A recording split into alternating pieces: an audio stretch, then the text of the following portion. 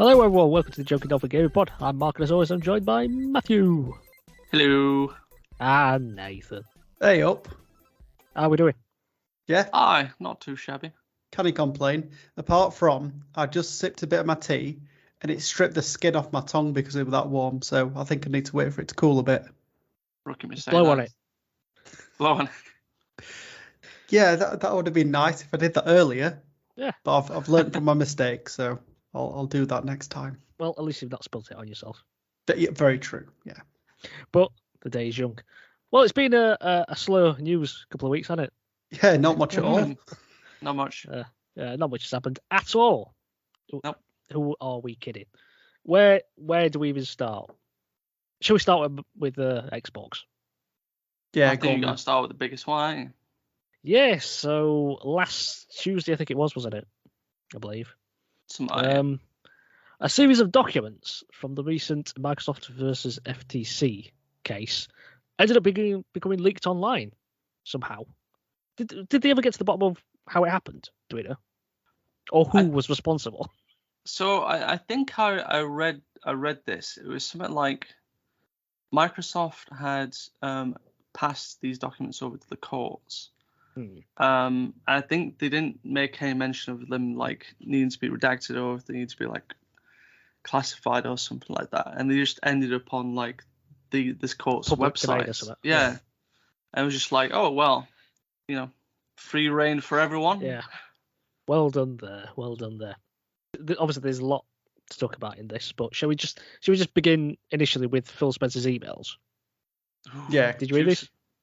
This was from 2020, I think it was, and he addressed an email to Microsoft's Executive Vice President and Commercial Chief Marketing Officer Takeshi Nomoto and Chief Marketing Officer Chris Copacella. I don't know if I pronounced that right. But basically, he was saying that he just wanted to buy everyone, by the sounds of it. The plan was to try and buy Warner Brothers, Valve, and ZeniMax, which of course ended up happening, but also Nintendo. Yeah, I mean, if they're having trouble buying Activision, they were never going to get Nintendo across the line, would they? I mean, did they try that about like 20 odd years ago? I got laughed out the building. Pretty sure they did. But I think it was more of like a wish, wasn't it? Because like I It think kind of Phil was, sort of yeah. mentioned that like Nintendo all sound like a truckload of money, so it would take something special to buy Nintendo. yeah, so it kind of said like the idea of a hostile takeover would be unwise. He kind of alluded to that. But he did say that he believes that the acquisition of Nintendo by Microsoft would be a career moment for him, which I don't think you can argue. That I think would it be a career like moment, wouldn't it? It would be the biggest thing If in it happens. gaming for like If he did it. ever, wouldn't it? But he said it would be a good move for both companies. I don't know about that. I don't see that as good for Nintendo. I don't see it as good for the industry as a whole. Exactly. Yeah. 'Cause it turned into a two-horse race. Yeah, I don't think it'd be good for the industry. It all depends on the freedom or like what the actual structure of buying Nintendo would look like. Because if it's anything similar to like how they've done with Bethesda, where they've sort of given Bethesda kind of free rein to do what they want, but step in when kind of needed. I think maybe it'd be okay. I mean, could you imagine Nintendo with like stable servers? They might have decent online multiplayer. There was a music comment at the end of it. It says, it's just taken a long time for Nintendo to see that their future exists off their own hardware. Did you not see the Switch? I mean, they've started getting games on the mobile, so they've clearly seen it. It shouldn't be surprising, but it just reminds you that big lad Phil Spencer, he paints himself as this everyman gamer, but then in the end we know he's a CEO at a multi-billion-dollar company, and that he's just after the monies. That's basically all he's trying to show here, isn't it? I want everything. Supervillain talk. That's what it is. But after all that, there was a lot more interesting stuff that ended up coming out with it. What should we begin with? What do you want to start with? Should we start mid-gen consoles? Yeah. So it was basically like a PowerPoint presentation, should we call it that, or slides? Yeah, we'll call it slides. That kind of got leaked, and it showed off some mid-gen consoles that were being planned. But we'll kick off with the Xbox Series X, what they called the refresh of that console, which was codenamed Brooklyn. So by its design, it kind of looks exactly like the Xbox Series X, apart from now it's a cylinder. Yeah. That's pretty much it. I'll be honest, I think I prefer the original design, because at the end it's called an Xbox. So Yeah, I think it should not be the a X box. Sphere. Yeah, the X Sphere. But it said the specific words it said here is the most powerful Xbox ever. Now adorably all digital. It's not adorable to me. Oh, no, we don't want that. Ooh. No. That's Controversial. My future's coming in now. Yeah. So it goes on to say Brooklyn will deliver 4K Gen 9 console gaming with more internal storage, faster Wi-Fi, reduced power, a more immersive controller, and a beautiful redesign that elevates the all-digital experience of the Xbox ecosystem. Now, was there actually any real changes from the original to this? I mean, it was going to come with 2 terabytes of storage. Well, I mean, in terms of like power of it. No, I purely saw this as Xbox's slim design. Yeah. Like this isn't like, PS4 Pro. It isn't going to get more powerful. Yes. It's just more fitting in your living room. I see this as an upsell for the Series S people. Yes. I think you might be right there. Yeah. It goes on to say, giving our fans more to love. Beautiful and innovative new design. Questionable. More internal storage for games, 2 terabytes. A USB-C front port. That's new. With power delivery. All new, more immersive controller. We'll get onto that. And same great price at $499. I mean, if it's going to be the same console, I would imagine. So it should be the same price. Yeah.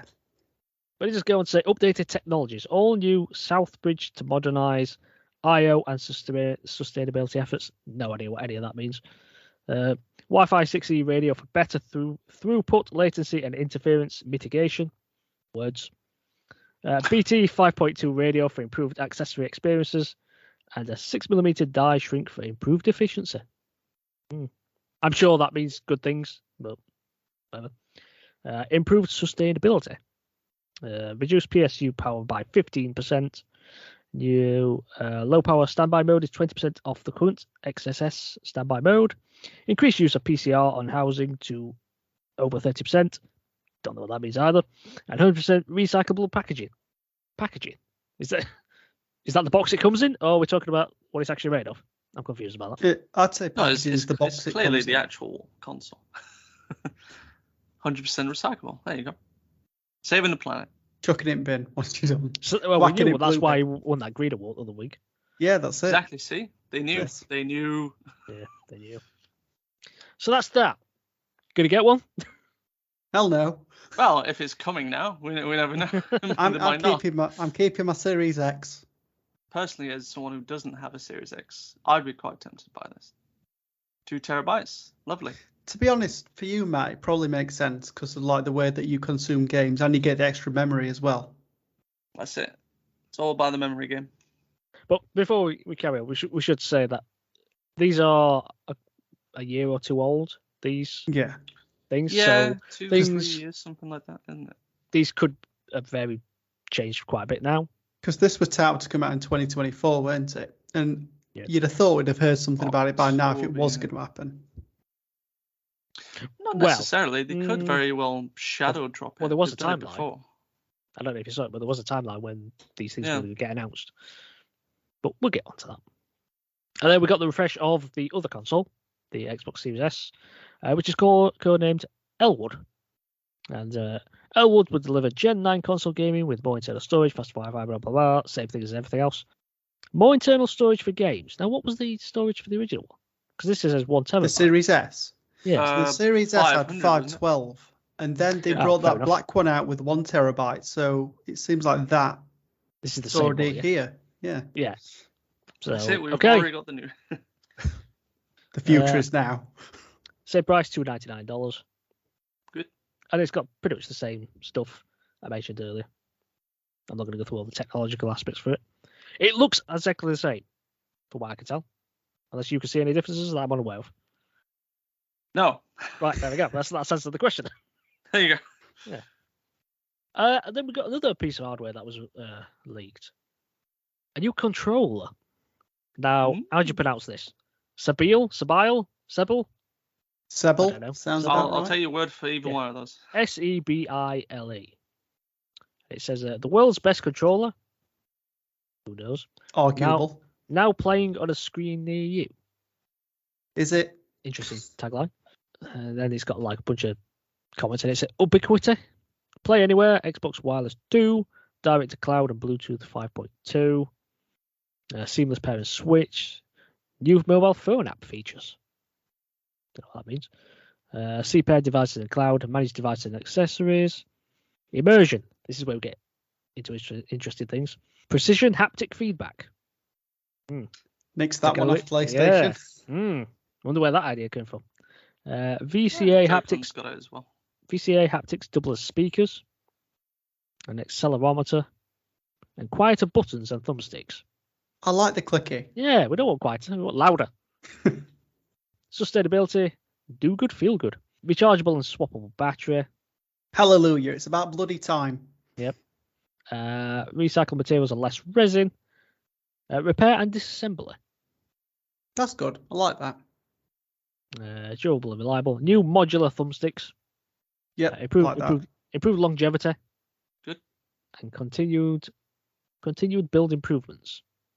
That might be like new stuff coming out in the future for it, like add-ons, because you can take it apart. It's got approachability, engage and delight. And it says lift to wake.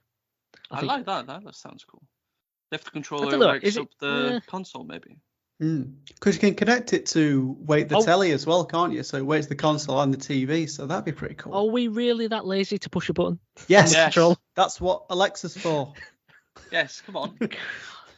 The future is here, Mark. I don't know. That just seems a bit of a pointless feature to me, but anyway.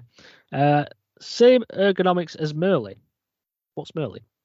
I'm going to presume that's probably what the last controller was called, maybe? Maybe. Code name for it? That's all it says. Same layout and activation forces. SELE XDL options as expected. XDL is Xbox Design Lab, so it looks like you can design it. It's black and white, very much like the DualSense. Going very much for the Stormtrooper look. I like it. I don't like it. I'm not sure about the shape at the bottom.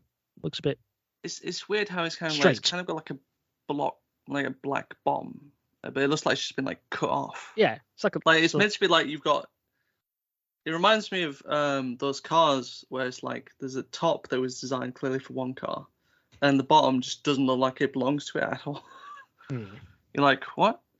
And all the buttons are black, it would seem. Well, apart from the start option and all that stuff, which is white. I do miss the rainbow look. I do like the red, green, yellow, blue. But that was the hardware. That was I was going to say announced then. It's not announced. Leaked. You heard it first. But then interesting, there was a timeline of when these events were supposed to be announced, and it just looked like the controller was supposed to be announced Q4 2024. That's towards the end of next year. Next year, yeah. And then the console announcements were going to happen about July next year. But they were going to have a 60-day gap between the launches of each console. So Elwood was going to launch first, and then Brooklyn later. And it said the 60-day separation between launches enables dialogue with different audiences. I mean, the audiences are going to buy regardless for what they want. So, yeah, why not just launch it all at the same time? Maybe it's more different regions, perhaps. No, it's not the 90s anymore. They wouldn't do that to us. They probably would, let's face it. Unless they assess the market of like who's interested in what console most. Yeah, because Elwood is due to launch at end of August 2025, and Brooklyn end of October 2025. And then there was a bunch of specs, but we've been through all that stuff. That don't even mean anything. And then there was an interesting overall timeline of the Xbox consoles. So original Xbox came out to 2001, 360 2005, Xbox One 2013, Series X and S 2020, And then it's got an interesting bit that says next gen, circa 2028. Oh, that's it. We got the timeline now. Yeah. It says 5 years.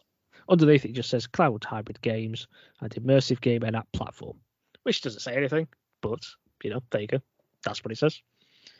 So that's what it looks like we're working towards. Of course, that could change. All this could change. Yeah, it's an old document, so. But there was one final interesting thing that was leaked, wasn't there? Particularly in relation to Bethesda and ZeniMax. A game title release schedule. Yep. Now, you can tell this is old because some of these don't quite add up to what really happened, because some of these are already out. But it said around 2020. Shall we just run through what were there? So, yeah. 2020 was Doom Eternal and its DLC, Elder Scrolls Online Greymoor, Fallout Wastelanders, and Deathloop. Did that stick to schedule? I think it probably didn't it? Sounds about right. But then here it says 2021, Starfield. That did happen. Elder Scrolls Online expansion, that's a bit vague. Redfall, nope, that got delayed. No, yeah. Doom Eternal DLC, Ghostwire Tokyo. I can't remember if that was correct time. I think that was late. Yeah. That might have been out for PlayStation, but I don't think it was out on Xbox. Yes, it came out. Yeah, it came out first, didn't it, on PlayStation? Yeah. Fallout Worlds for Fallout 76, and Project Hibiki, whatever that is. And then 2022, Indiana Jones game. I wish. Yeah. I'm still waiting on that. They're not telling us anything about it. But then, interestingly, Oblivion remaster. Clearly didn't happen then.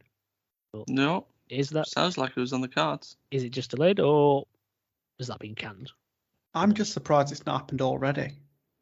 It just seems I really like something thought they would have gone for like Morrowind first, because I know Morrowind was really popular as well. And then yes, another Elder Scrolls Online expansion, and then the Starfield DLC, which of course that's happened. did happen. And then we get to this year apparently. So Doom Year Zero and its DLC. And then Project Kestrel, whatever that is, another Elder Scrolls Online expansion. Yep. Seems like every year. That's what that is. And then Project Platinum. Curious. And then 2024, Elder Scrolls 6. Well, that's going to happen then. Take another 4 years on that, maybe. We'll have another Skyrim before that. Maybe 2 or 3. Yeah. Then the expansion for Project Kestrel. Licensed IP game. Wonder what that is. And then one you might like, Matt. A Fallout 3 remaster. Gimme. Which begs the question for me. Do I bother going back and playing it? Yeah. Do you go back now, or do you wait? Or do I wait? Well, considering the Oblivion remaster's not happened yet, I think you might be waiting a couple of years. Yeah, that's a good point, actually. And then yet another Elder Scrolls Online expansion. The Ghostwire Tokyo sequel. I'm surprised it's a planned sequel, because I know people liked it, but I don't think it sold particularly. It never set the world alight, I don't think, did it? It might not have, but I never heard of it as like a flop, so maybe it did enough to warrant a sequel. Maybe. And then Dishonored 3. I know quite a few people would be happy about that. Yep. And then finally on it is Doom Year Zero DLC. I mean, they've got a lot of plans. They have not come to. The thing is, it's all out of whack, though, isn't it? It's just we don't know what's going on. Well, I say we don't know how old this document is, really. Yeah. So, because I think some might just be delayed, others might just be thrown out. Well, I say, and what you got to remember as well, I think this document in particular was actually before Microsoft acquired. Yes, probably. So I imagine when Microsoft acquired, a lot of things got shuffled around, pushed back. Well, consider it mentions 2020, I imagine it is. Yeah. But when did they buy it? I can't remember. Was it 21 or something? I think Ghostwire Tokyo was announced either before or after they'd acquired. To finish it off, Phil Spencer did take to Twitter /X, saying, "We've seen the conversation around all the emails and documents. It is hard to see our team's work shared in this way because so much has changed and there's so much to be excited about right now and in the future. We will share the real plans when we are ready." I'm just trying to imagine what those announcements might be like now. Yeah. I mean, he said what he had to say. Well, I think they obviously had to come out and like acknowledge it, but it is pretty disappointing in the way they got leaked as well. Because it sounds of it from what I read, it's Microsoft's fault basically. Like they were like, here's these documents, and then like the courts were just like, well, we'll put them on. Yeah, I did see a few people online like trying to pin it on the FTC, like they intentionally leaked it or something. It's like, no. Why? Like, for what reason? If they did, they would have a massive lawsuit. So, you know. But yeah, I mean, I'm hoping that when these future announcements come, that they just do something radically different. Like it's a triangular-shaped console or something. Or they do something completely ridiculous with it. Or the X-shaped console that we thought the Xbox were going to be. Yeah, it's a proper X console. Or they could do like the sphere, like the 360 logo. They actually do like a sphere with the X in it. I'd be down for any of that. Just do something radical, Xbox. Come on, don't let us down. Yeah. Well, sticking a little bit with Xbox as well. Have you heard all the good news from the CMA about the acquisition? Vaguely. Go on, elaborate. Well, I mean, so it's come out recently. Like they've obviously had to do a new review when Microsoft announced they were going to do this whole cloud business with Ubisoft. You know, all their games get put onto Ubisoft's storefront on PC. So the CMA had to kind of go back and review. Yep. And I can't remember which article I read.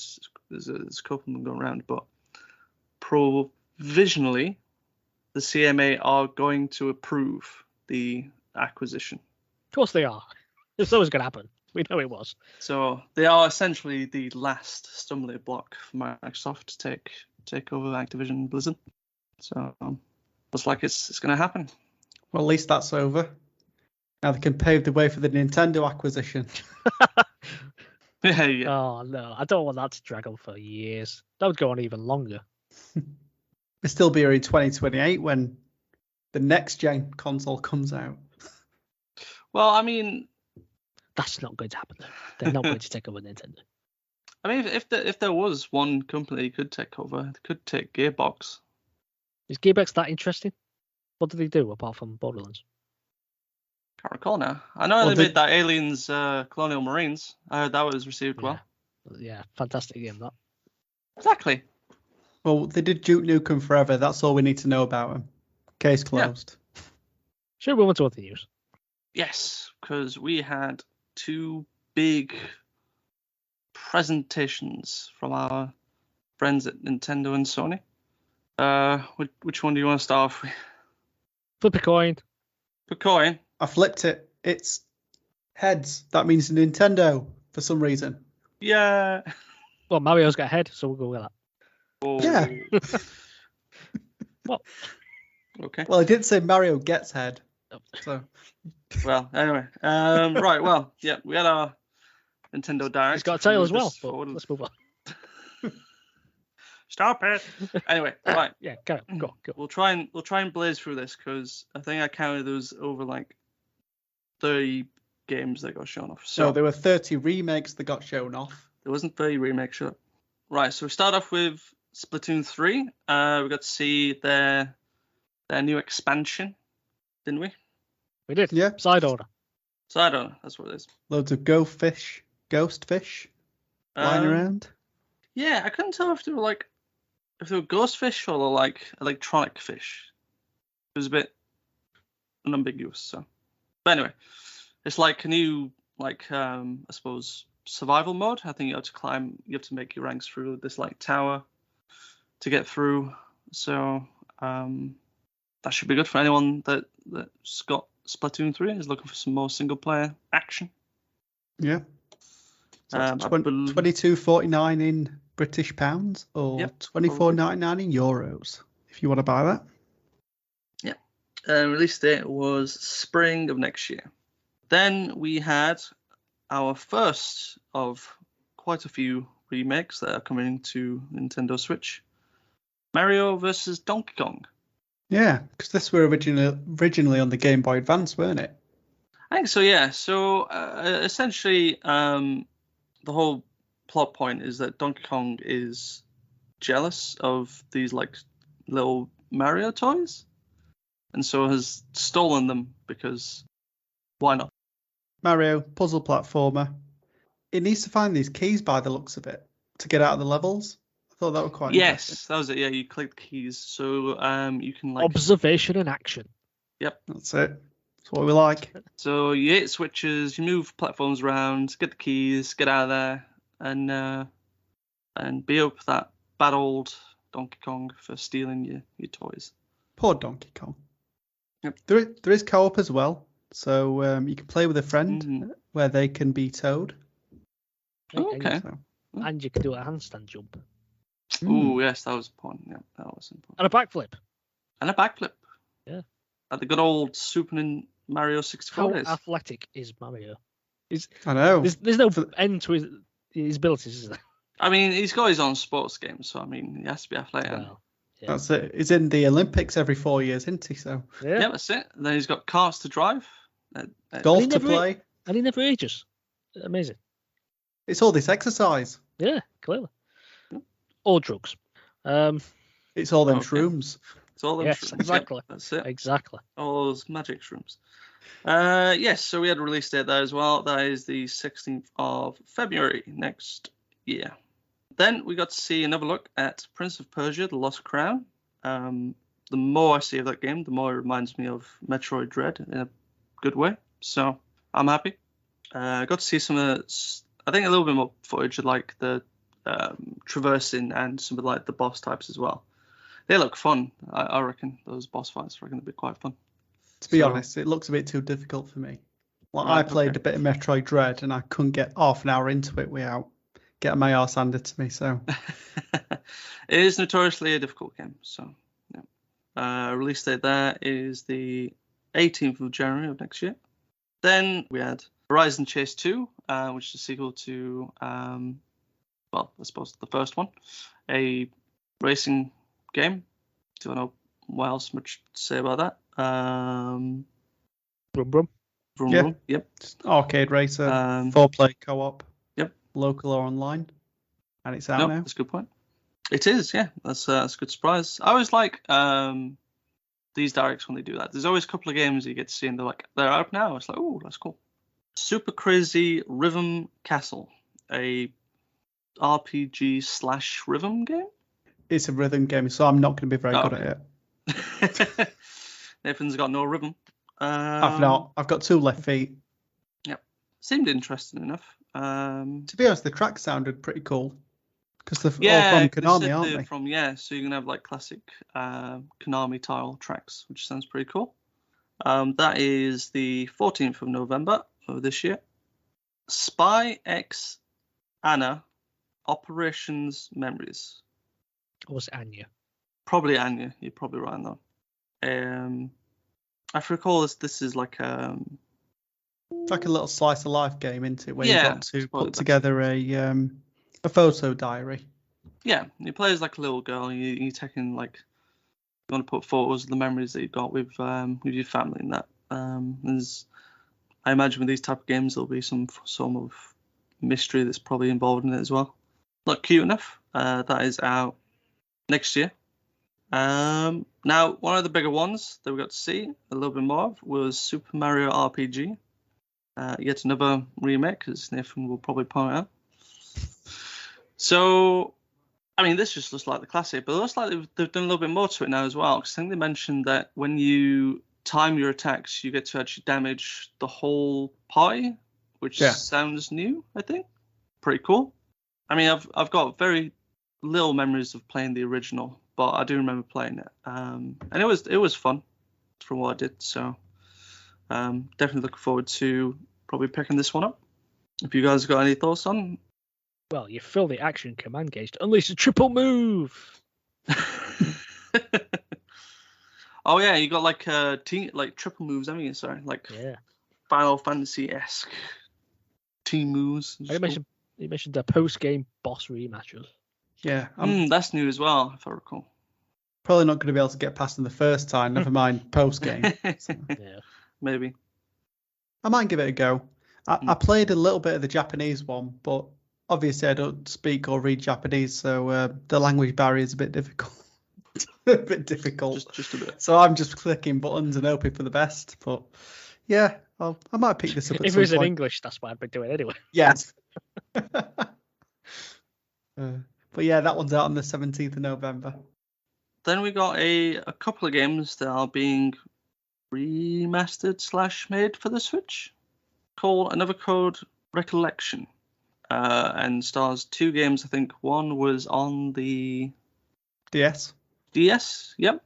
Some more of the handheld games coming over to the Switch.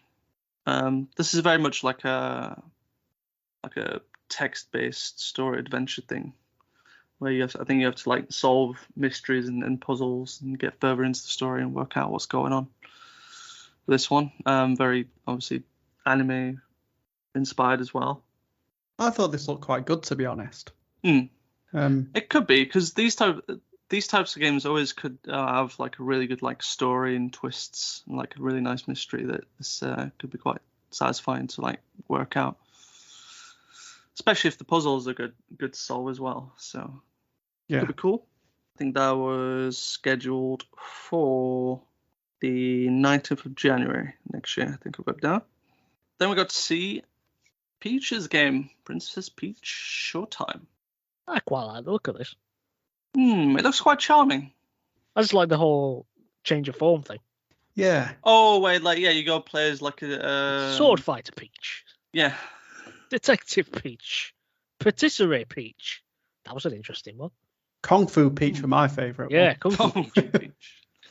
Yeah, it does seem interesting because it seems like she's going from play to play and trying to defeat the what they called again? And the Sour Bunch. Yeah, the Sour Bunch. That's it. And she's got a companion called Stella, who's a floating star. Stella. Very, very colourful and charming. I like the look of it. Try to dig that out. So I think we got a release date of that one as well. That is the 22nd of March next year. Anyone played any of the Saga games? No. No. No. So I mean, I know this is a long-running series. I think for Square Enix, I think, but I've got no clue on where to even start with it. So I mean, if you're into your Saga games, great. You got a new one coming. It's called Emerald Beyond. The usual JRPG shenanigans there. So we had next year on that one. Then we got to a pleasant surprise. I don't think anyone saw this coming. The remaster of the first 3 Tomb Raider games starring Lara Croft. I should hope it's starring Lara Croft. Whack you protagonist. Look, they made to point out they were starring Lara Croft, right? I know, I saw. So yeah, it's made by the developers are Spire, the ones who are confusingly still working on the remake for Star Wars Knights of the Old Republic. I'm not sure if they got removed from them now. Yeah, it's a bit iffy on that. I remember how that went. But no, they're up-resing all the graphics. It does look quite nice.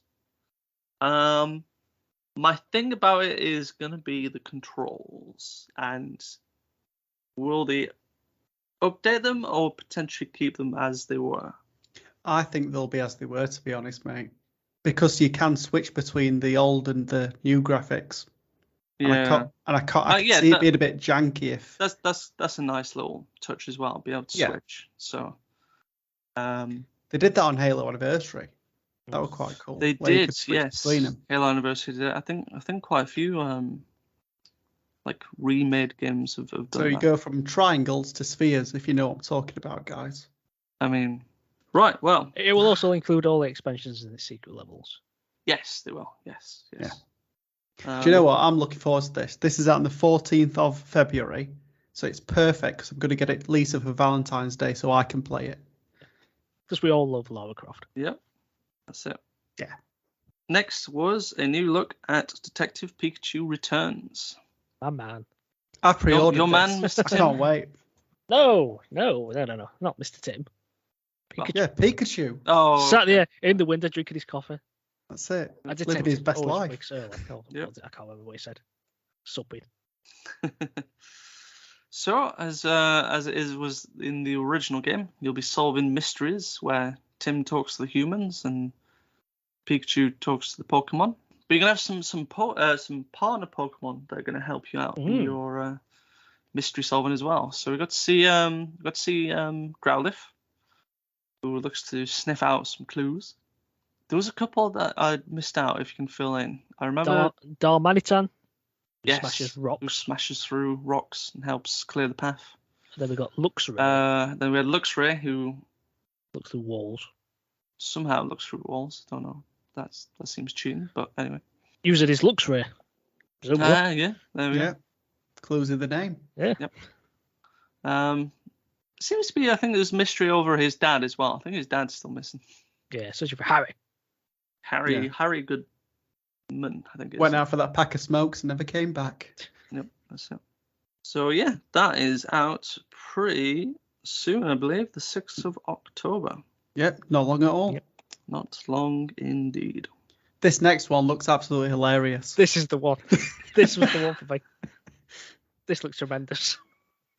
Yeah, so I'll be honest. I've seen this already because it is already out on PC, and I've seen some Twitch streams of it, and it just looks absolutely ridiculously daft, but in a good way. So as the best games should. As they should. So, Trombone Champ. Yeah. I mean, putting on this on the Switch is actually like a touch of genius because like you have to use the Switch remote as though you're like using it as like a trombone. So I think there's two control types. Yep. Yeah. So you got your gyro one. So you have to move the Joy-Con, not move, I should say tilt Joy-Con up and down to match up the notes. Yeah. Or you can switch it to the infrared mode or AR. Yep. So you have to like move it like next to your hand as though you're actually using a trombone, which is in certain hand movements probably a bit suggestive, but I mean that's the fun of the Joy-Con. So it looks like these type of games, but even I'm going to give this a go. I mean, and it's full player local co-op as well, so it's got all 50 songs as well. Yeah, and there's a good range of songs there as well. Yeah, it did seem like you had like your classical one, and they had like electronic music there as well. I don't think they gave an example on that one, but like I would love it if they had like Nintendo specific songs as well. So like you gotta do like Mario, like Zelda songs in the trombone. That'd be hilarious. Yeah.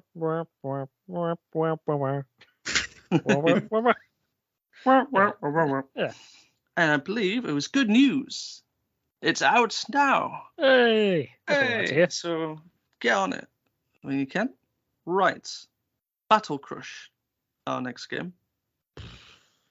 Yeah, like a sort of over-the-top third-person kind of battle royale game.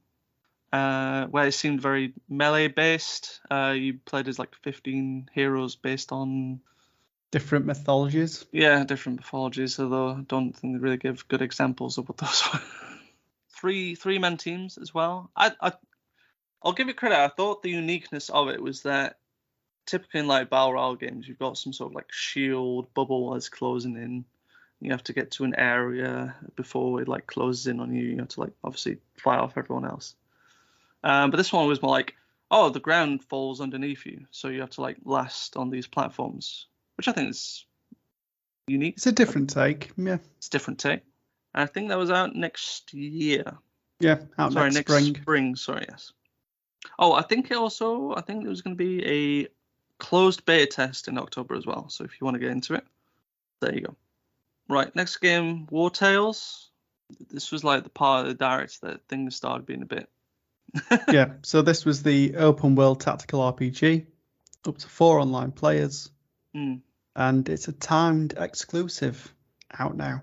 Contra, that classic 2D side-scrolling shoot 'em up. Contra Operation Galuga. No, I couldn't tell. I was actually watching.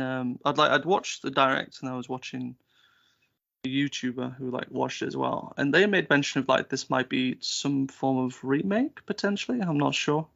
Oh, Nintendo! I'm shocked. Yeah, I can't tell if it is a new Contra game or not, if it is based on like an existing one. But your classic 2D side-scrolling co-op to 2 players, I think, is the usual Contra way. So if you want to get on that, that is going to be next year. I think was given the date on that one. After this, we had probably my favorite name for a game that I've seen for a while. Well, the name was the only good thing about it, to be honest. Probably. Unicorn Overload.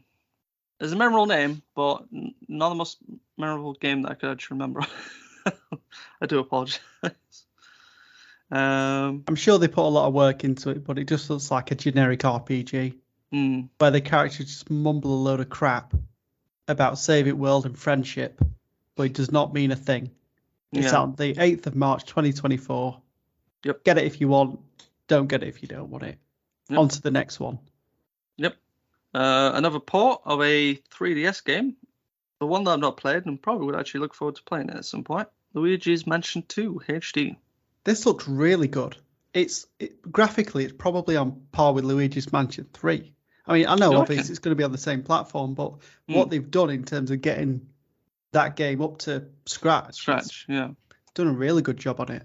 I mean, there's a certain point in that trailer that I don't think you would have liked, Matt, but no, that's why I'm staying away with it.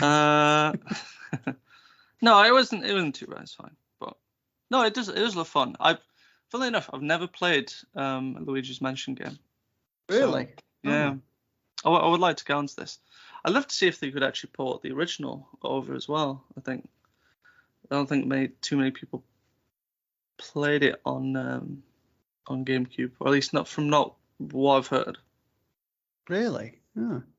It was funnily enough, it was the first game I ever played on the GameCube. But that might just be me. Mine was like some rubbish 18-wheeler thing. I never had a GameCube. I mean, it was like a bundle that my parents bought me. So. I went round to my friend's house and played it. So, but I really enjoyed it. I've good. I completed Luigi's Mansion 3 on Switch, but this looks good. It's going to have up to 4-player online multiplayer as well, and there's like little different modes you can play. Yeah, it looks like there's like a co-op mode that's in it, so that looks good. Now this next announcement was interesting. Is probably the best word I could use. It was a bit of a surprise, but could be good, at least if you're ever over in Japan touring. Nintendo announced that they've essentially made a museum. Yeah. Well, I say made, more like they bought a building and then turned it into a museum, I should say. But yeah, it's going to have like essentially the whole like history of Nintendo that you'll be able to go through. And... I think it was a building they already had. They did mention that because I think on the actual top of it, they've got the whole like question mark block on top. Yeah. Which would be great for Google Earth, wouldn't it? Like you'll definitely see where it is. Gonna find it, yeah. It's in Kyoto as well. Yeah, the Nintendo Uji Ogura plant in Kyoto's Uji City. Ooh. To be precise. It said it's got a wide variety of Nintendo's products on display. Definitely see the Virtual Boy there. Planned to be complete in March next year. Yes. Yep. But an opening date to be revealed at a later time. We'll have to have a trip. Should be good. Yeah, we'll have a trip. Yeah. You have to make a vlog. Dolphins on tour. Yep, from Bury to Kyoto. Yeah. Just a short flight away. Yep. Yeah. Right. And then we got a mention of some amiibo that are up and coming. Unfortunately, I didn't write the dates down these were coming, so if you guys can fill in at that point. Yeah. So we've got Zelda and Ganondorf. They're out on the 3rd of November. Of the Kingdom. Yep. I might have this wrong. Were the next one's like some Splatoon? Oh, have I got that wrong? I don't think... They might have been Splatoon. Noah and Mayo. I think there was. I recall there was some like Splatoon ones. I didn't have dates down for them.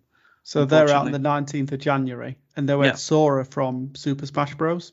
Yes, the very last character to join Super Smash Bros. Ultimate is finally getting their their own amiibo. I wonder how much money Nintendo had to pay Disney to get that done. But yeah, that'll be coming out 2024. That one. Yep, that one is out next year to finish the whole collection. Right. Another remake. Sort of, kind of, a little bit. It is. But one that I was absolutely pumped for. I'm not gonna lie. I really like the look at this one. So finally, we got a new F-Zero game. Do you know? I'm sure we were talking about that not so long ago. Like they should bring it back. Oh, probably that and like Wipeout, weren't it? Yeah.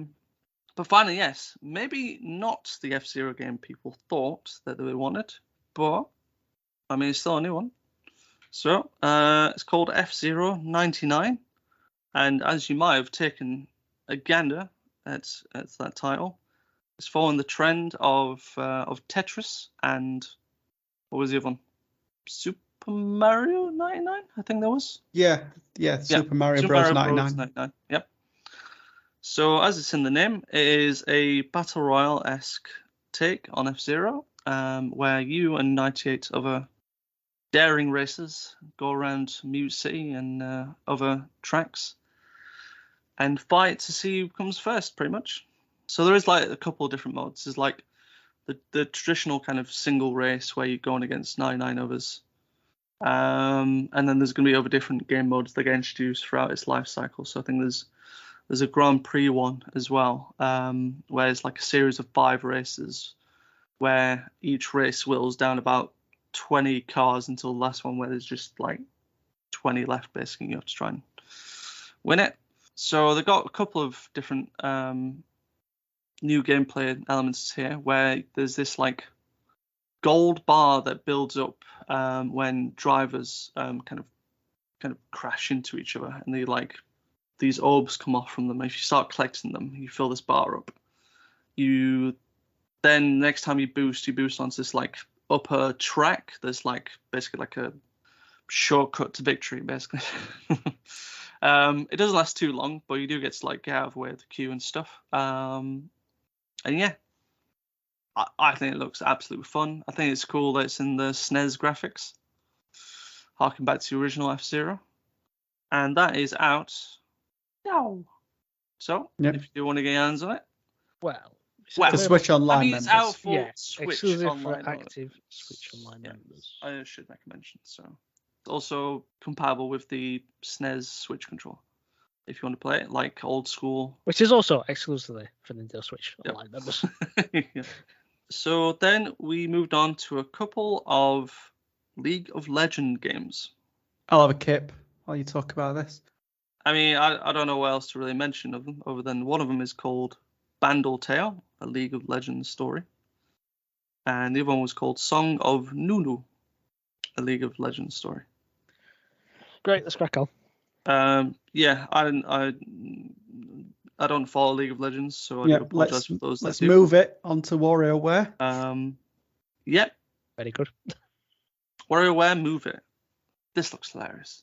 I mean, if you've played a WarioWare game, then you know what to expect. You've got your fun old shenanigans with the Joy-Con of shoving it up your nose and rubbing it amongst things that you probably shouldn't be doing. I don't know what you'll do with your Joy-Cons, mate, but...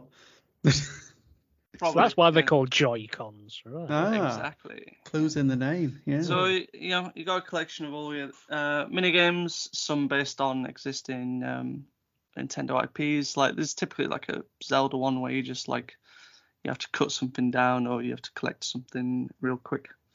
And each minigame lasts like between 5 and 10 seconds. You have to be like really quick at what you're doing. So you keep doing all sorts. You could be like I remember some of the 3DS ones, you had to like blow in the mic to do certain things that were silly. I mean, I'd love to see this at like the Extra Life cafe, just to watch people play it, just to see like how funny it look. Well, it's got 4-player party mode, so. Oh, probably not enough room there, though, is there? Yeah, probably not. You'd have to make everyone. You'd have to get rid of that like big table that's in the middle. A worthy sacrifice. Yep. Yeah. You don't need food. Yeah, that's it. Who needs WarioWare breakfast when you've got WarioWare? That's it. So, got a release date there of the 3rd of November for that one. I don't know how I'm going to tackle this one. Ayuden Chronicle 100 Heroes. Yeah. It's a game that's out next year, so about as much Enjoy. as I took down. Yep, there we go. In all seriousness, again, can we just talk about Dave the Diver now? Yeah. I mean, if you want to. I mean, we did have Eastward, Octopia, and Wargroove 2 in the middle of that. So, but yes, Dave the Diver. Yeah, Dave the Diver. I've heard good things about this because this is it already on PC or something? I think it could be. Yeah, could be. And I heard it's been received rather well. So play a It diver looks cool. called Dave. That's all you need to know. That's the he goes down to the ocean in the day, and then he runs a sushi bar at night. Yeah. What more can you want? You gotta make catching meals, fish by day, serving sushi by meals night, and all that. So that's fun. You concoct recipes. Strangely, it reminds me a little bit of Coffee Talk. That section of it where you gotta, Coffee Talk. Obviously, you make the coffees. The art style you make some meals. Similar. Yeah, you got like a 2D pixel style. It looks fun though. Looks really good. Out pretty soon as well, the 26th of October. Yeah, and there's a demo out now, so you can give it a try if you want to. Yes. Always good to see there's a demo. I'm going to get that downloaded on my Switch after this. Give it a try. I want to be Dave. You want to be Dave. Yep. Don't want to be Nathan anymore. I want to be Dave. Right. The final DLC for Mario Kart 8 Deluxe is on its way. It's been a long time coming, hasn't it? Yeah. I don't think we'll ever need Mario Kart 9, will we? Of course we will. It's going to be coming soon. No, they're going to skip it, and it's going to be Mario Kart X, like they always do. Always skip 9. Just make it look cooler. Sound cooler. Everyone does it. So, right. So we've got one new course coming, the Daisy course, or at least one confirmed anyway from this trailer, and we got 4 new characters, 1 suspicious, but we'll get there. So we've got Diddy Kong, which I'm surprised hadn't already been in. Yeah, it feels like someone that had been there from day one. Yeah, strange. And we got Funky Kong because he's everyone's funky uncle. We got Pauline, who from Super Mario Odyssey, and then Peachette. Is that not just Peach though? Baby Peach? Kind of. Peach. Baby Peach is already there. Baby Peach is there, yeah. Peach. I don't know. Shrunk in the wash. I don't know. I don't know. Who is Peachette? I don't know.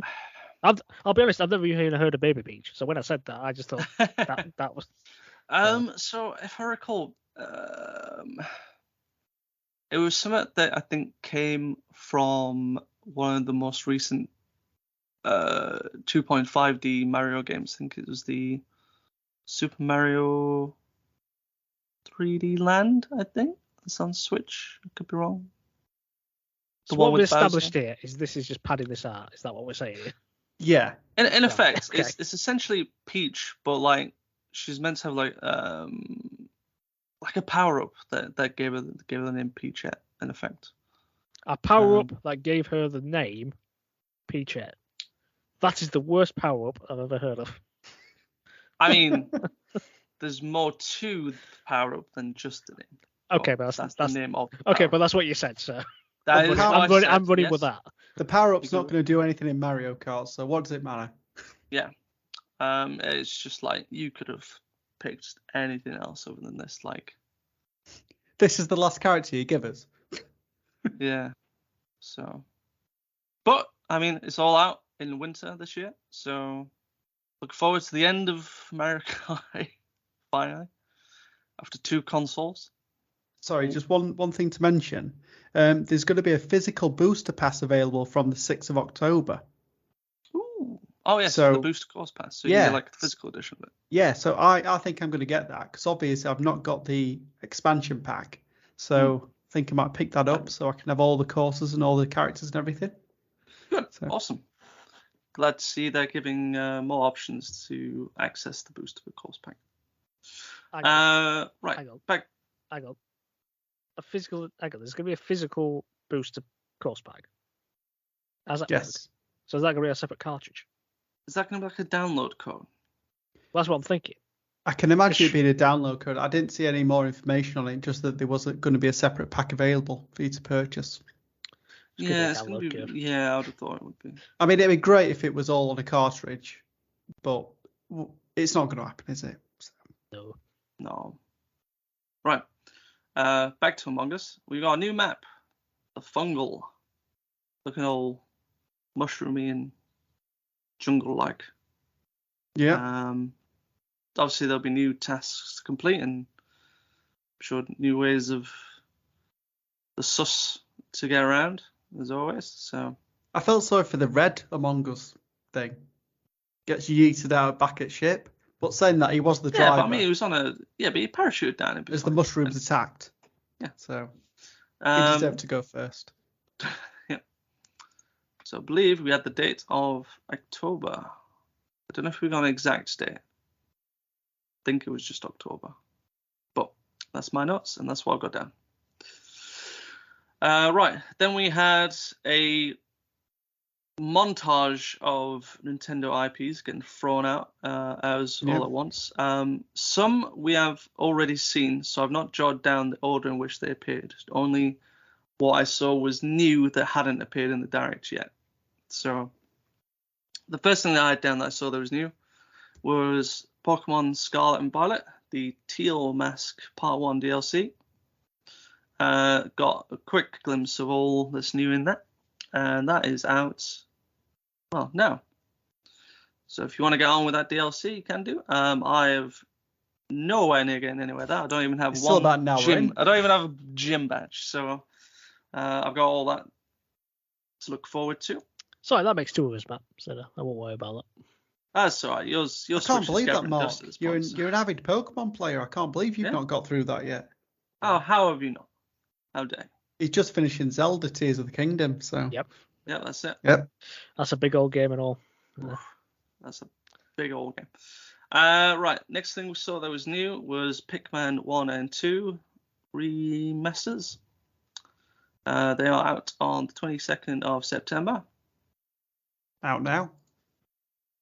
Which, well, yep, out now. So then we got to see a little more of Super Mario Wonder, which is out on the 20th of October. I nearly pre-ordered this yesterday. I saw it on Hot UK Deals for £37 at Curry's. I was so close to pulling the trigger. Why didn't you? Because I need money. You and me both.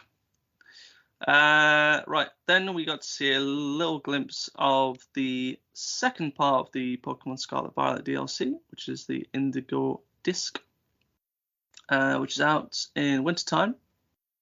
And then we had one last thing to see in the Direct. And yes, if you have guessed it, it is another remaster, remake, what you would like to call it. But people would argue that this is the best game in the series. So, some people are wrong. The Origami King is the best game in the series. But anyway, I mean, even stupid people have opinions. So, no, I won't stand for that. I tell you about. I've not played any in the series, so I'll take your word for it on that one. So yes, so we got to see Paper Mario: The Thousand-Year Door, that was originally out on the GameCube. It's now coming to the Switch. Thank goodness. I mean, it's blooming expensive. So it's a good job it's coming out. Oh yeah, no wonder you want it on the Switch now. Yeah. I mean, that's one thing I'll give him. I know I took the mick out of him doing all these remakes, but Super Mario RPG, blooming expensive. I mean, this one is very expensive. So it's making these games more accessible for people. and bringing them to current gen consoles. So it's not always a bad thing. The remaster / port machine. I say it nicked all the Wii U games. Now it's going for all other consoles. Could have just done a GameCube collection for Switch Online, which I'm sure they'll do eventually. But yep. I mean, if you've played it before, then you know what it's all about. Fortunately, I have not. So I think I recall you get the help of a female Goomba. I forgot what her name is. I'm sure it was in the trailer for it, but I know it's all about essentially like trying to help the stars and stuff in that as well. I think Bowser's in your team in this, or are you against him as usual? Probably. I think he can be. So this is like got a classic kind of JRPG combat style where you've got a roster, and then you can use your moves to fight against enemies and get through them. Yep. But this plays slightly differently to the Origami King, because that one used how do I explain it? A bit like a dartboard, and you had them going around you. Yeah, it was like a roulette board, wasn't it? But this one, it's like the straight in front of you. Yeah, it's very traditional, pretty much like Super Mario RPG. It's a very traditional turn-based JRPG. Where again, I think if you time your moves, you can get like double attacks on them. So, fans for Paper Mario, I'm sure loved seeing this news. I'd love to eventually play a Paper Mario game. Like I remember playing the RPG games on the DS, which I thought were quite fun, the Mario and Luigi games. So, if there's anything like that, brilliant. Looking forward to it. And that's how we finish the Direct on that one. That's out next year. So, good old number of games coming out in 2024 for the Switch machine. Does anyone have a particular highlight? Trombone Champ. Oh, I think it's going to be as a Trombone Champ. I mean, I'll probably go for F-099 just for the love of the racing games. So, for me, it's Luigi's Mansion 2 HD. Love them games. Honorable mention to Dave the Diver. Oh yeah, definitely. I'll throw in Princess Peach. Sure time. Oh yeah, that was nice. Yeah, we'll get that. Right, well, that was everything that Nintendo showed us. And now we're going to see what Sony decided to show us. Not to be outdone. Yep. So on Thursday, September 14th, they had their State of Play, their new State of Play. Mm-hmm. What an interesting first game. Yeah, interesting's a good word for it. So we got to see baby steps. Yeah. I really thought this guy looked like Seth Rogen. How he was designed. They were maybe going for that design. Yeah, I can see it. I was like, okay. It's like if there was a film version, yeah, I could imagine him. Oh, that absolutely. Character. Yeah. But this is from the makers of Getting Over It with Bennett Fodder. Of course it would be. The let's just say anger-inducing game that came out. So in this, basically, a guy wakes up in a patch of mud, presumably after a night out, and you basically control his legs independently, trying to walk. Yeah. Looks like it, yeah. And it looks deliberately frustrating. Oh, of course. I mean, let's face it, it's a walking sim in the most literal sense. Yeah, exactly. It's like QWOP. If you've never heard of it, QWOP, you had to like control an athlete on this like 100-meter track, but you did it with like his basically both parts like of the leg. His joints or something. Yeah, so you had to like run with the joints, and it was frustrating. And basically, he was just trying to climb up this little slope and then slipping down, and then he climbed on a few posts, then a tree, and he was mumbling to himself as well, wasn't he? Like post, tree, ooh, God. And then there was this weird conversation about a grappling hook. Yeah. With this dude. Yeah, dude, just go with the grappling hook. Oh yeah, just go with the grappling. I left that grappler. I left that thing. Yeah, that's where the Seth Rogen stuff came in. Yeah, the humour was there. Yeah. And then he carried on and then tried to go around a cliff face and then just fell off. Yeah, That's pretty much where the full ragdoll mechanics look really funny though. I like that. It's good. And then there was like a quick montage of other bits from the game where where he was going up a little slope and there was a boulder coming towards it. Very Takeshi's Castle. Yeah. All red is the Lost Ark. And there's one where he's on a skateboard. Yeah. And then he falls off again. He just fell off. Yeah. But yeah. So interesting. That comes out in summer 2024. Yeah, I'll give it a go. So, do you think it'll be like a PS Plus game? Nah.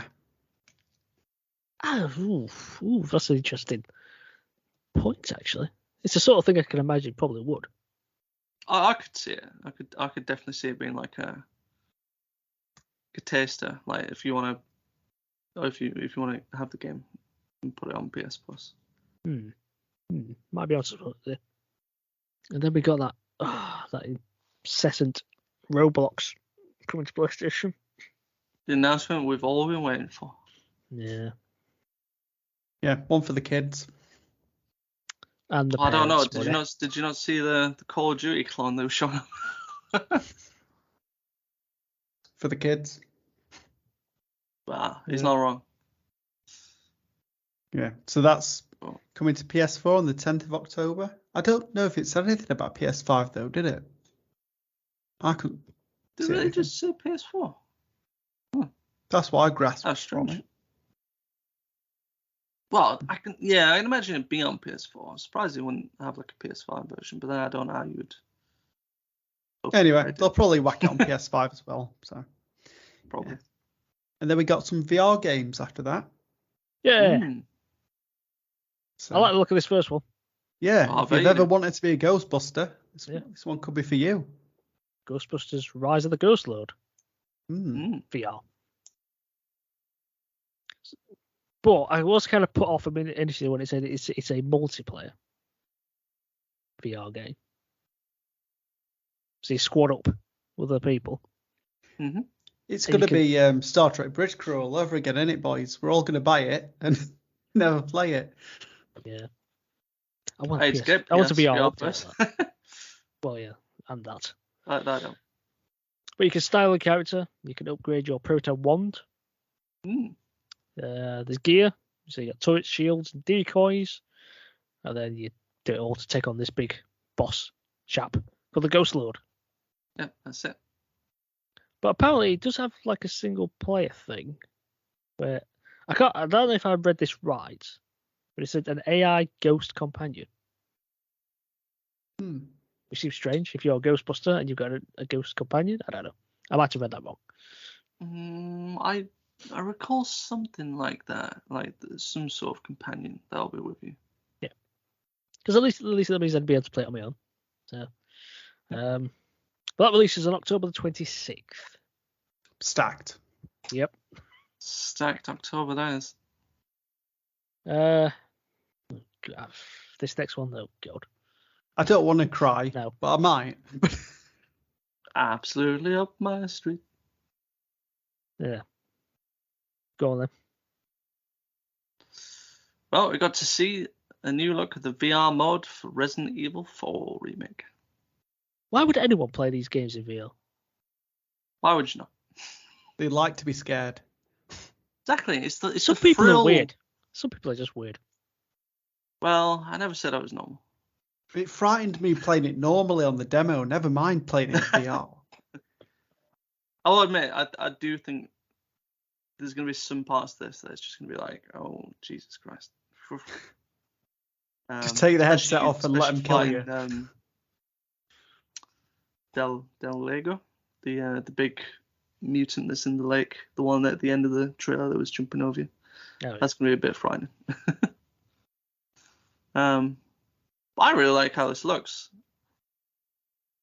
I like how everything's interactive. You can like dual wield stuff. Like there was a guy that was showing off his revolver ocelot skills towards the end there. He's revolving revolvers. Yeah. So that's good though. Really, I look forward to it. This would definitely get me the PSVR 2. But Madman. Don't look at me with Madman. disgust, all right? But that wasn't all from Resident Evil 4, was it? No, we got to see.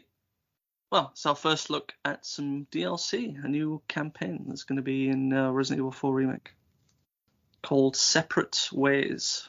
Now, this is a remake of the mode in the original Resident Evil 4. So this is where you get to see a new side of essentially what you went through with Leon in the campaign, but now you get to see it through the eyes of Ada. So you get to see essentially what her whole mission was about and what she was doing throughout the game. So she's trying to get some amber for old Mr. Wesker, who wants it for nefarious means. So you'll be doing similar stuff to imagine what Leon did, but just in a separate path. Hence the name. So, but I'm looking forward to it because it looks like you traverse around with the grappling gun as well, which seems to be new. So we'll see how that could get involved in combat situations.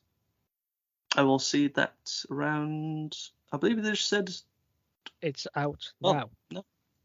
Yay! More Resident Evil for me. I always like it when they do free updates. I don't feel as fleeced. Ooh. Good for them. To mention that it is actually a paid DLC. Is it? Yeah. I thought it was free. So there is a free update part of it. So they did show the Mercenaries game mode is going to get a free update with 2 added characters. So that's going to be Ada and Albert Wesker. But Separate Ways itself, I've heard, is about $9.99. So changed my mind. Rip off merchants. I mean, from the reviews of what I've seen, it's worth the money. So, but that's to the hold of the person. So I'll wait for Gold Edition. Don't you mean Game of the Year edition? Then never play it. My opinion. Anyway, shall we move on? Yeah, shall we move on to what I think quite possibly is probably the most irritating trailer I've seen for a game for a long, long time? Ooh, bit of a hot take there. Irritating. Interesting. Yeah, because all it was just this Na'vi banging on that they're a Na'vi and they're protecting the world. This is my home. I'm a Na'vi. This is my homeland. I have to protect it. And they just kept repeating that throughout the entire trailer. And Don't forget. Irritated the hell out of me. Don't forget they're a Na'vi. Yes. Yep. And they're blue. Oh, of course they're blue. And I wasn't interested in the film to begin with, and now this is making me not interested in this at all. Although there was a flying thing in there. True. Called it Ikran, I think they called it. Probably. And it's crafting. Because of course you can have crafting. It's always crafting. Yeah. And cooking. I think they stuck something in a something stove or something, I don't know. Riding a horse-like creature thing. Mm-hmm. So on 4 legs. Bow and arrows. Machine guns. Yeah, guns and rocket launchers appeared in there as well. But yeah, Ubisoft, didn't it? Paint by numbers. I am getting a Far Cry vibe in terms of gameplay. I was getting a feeling that as well. I've seen quite a few of the discourse on that game saying it's got quite a Far Cry vibe to it, which could be a good thing. I mean, I liked the look of it from what I saw. Graphically, it looked pretty impressive. I think it's just the subject matter doesn't interest me. Yeah, I mean, if it weren't Avatar, but then saying that, this could be the piece of me that actually gets me to like Avatar, maybe. I like the Avatar films. I watched the first one 7 times when it first came out, and I've only watched the second one once. Jesus Christ! All right, off air, we're gonna be having that conversation. Why you would watch that 7 times? But anyway, because it was when 3D was becoming more prominent. Once was enough for me. But anyway, I like wasting my life. But by the way, we were not mentioned. It is called Avatar: Frontiers of Pandora. Yeah. We not mentioned the title. And it will be out on 7th of December. I can't wait to play this and explore Pandora. I think it's going to be good. as a Na'vi. As a Na'vi, and I will protect and the home. Protect the world. Protect your home. Yeah. Right, something a little bit more interesting. Yeah, this looks pretty cool. Ghost Runner 2. Fast-paced, cyberpunk aesthetic. That's the whole like samurai feel I had going for it. But is this one of those games where it's a bit like a trial and error? Is it something you've got to do it all in one run or something like that? I can't quite remember. I've not played the first one. I think so. I think the whole gimmick of it is that like you have to do everything really quick, and if you slow down, then like you basically die. So it's all about quick movements, timing stuff, and movement and stuff. So yeah, that comes out October 26th. Stacked. But there's a demo out now. We'll be meaning to give it a go. And then we took a bit of a left turn here. We've got an announcement about hardware. Yeah. I mean, a lot of people were banging around that this were going to be the new PS5 Slim, but it wasn't. Yeah, I've heard murmurs of it. Oh, I never put two. I never heard that rumor, but fair enough. Okay. Yeah, so we got the Deep Earth collection. So there's a new DualSense and console cover colours. So we've got Volcanic Red, Cobalt Blue, and Sterling Silver. Which is your favourite?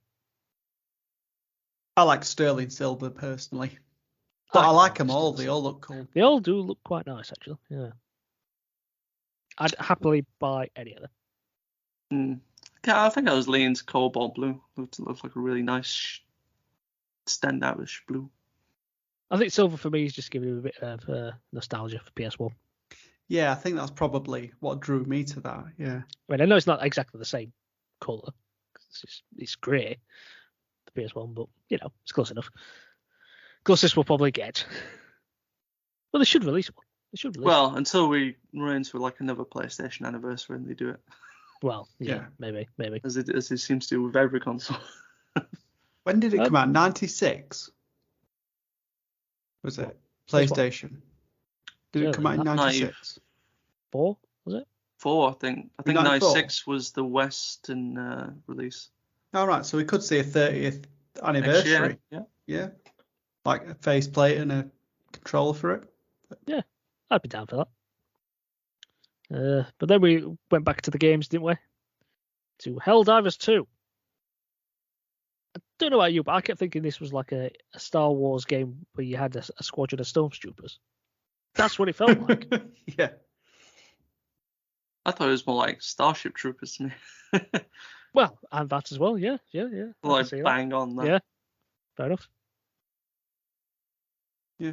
We saw these guys doing a mission, didn't we? Trying to take this giant a bunch of the devs playing alien out. I hate when they do this. They're like, oh, we're going to show it off. And then like, oh, we've got to pretend we're on comms. I thought you'd be down for that sort of stuff. Oh, I hate that kind of stuff. Yeah, so they're teaming up to take a Bile Titan, I think they called it. So one player got killed by it. And then, this was a thing that I quite liked, is that one of them had a rocket launcher called the Recoilless. And his teammate was reloading it for him. Yeah. So I guess I saw that, yeah. It was like teamwork. like a bit of a teamwork to load in RPGs. That was cool. And then there was the hilarious moment where someone threw a thing down for like an aerial bombardment and it ended up killing one of his teammates. Yeah. It's like, oh, you killed me. That would absolutely be Nathan killing one of us. Oh, yeah. Or just killing myself. I was going to throw this down and see how it goes. Well, I mean, he did in Warzone, so... Yeah. I mean, it's not really usually my type of game, but it's not the worst looking live service I've seen. No. Yeah, I'd agree. I've seen a lot worse. Yeah. That comes out February 8th next year. Mm-hmm. That's good.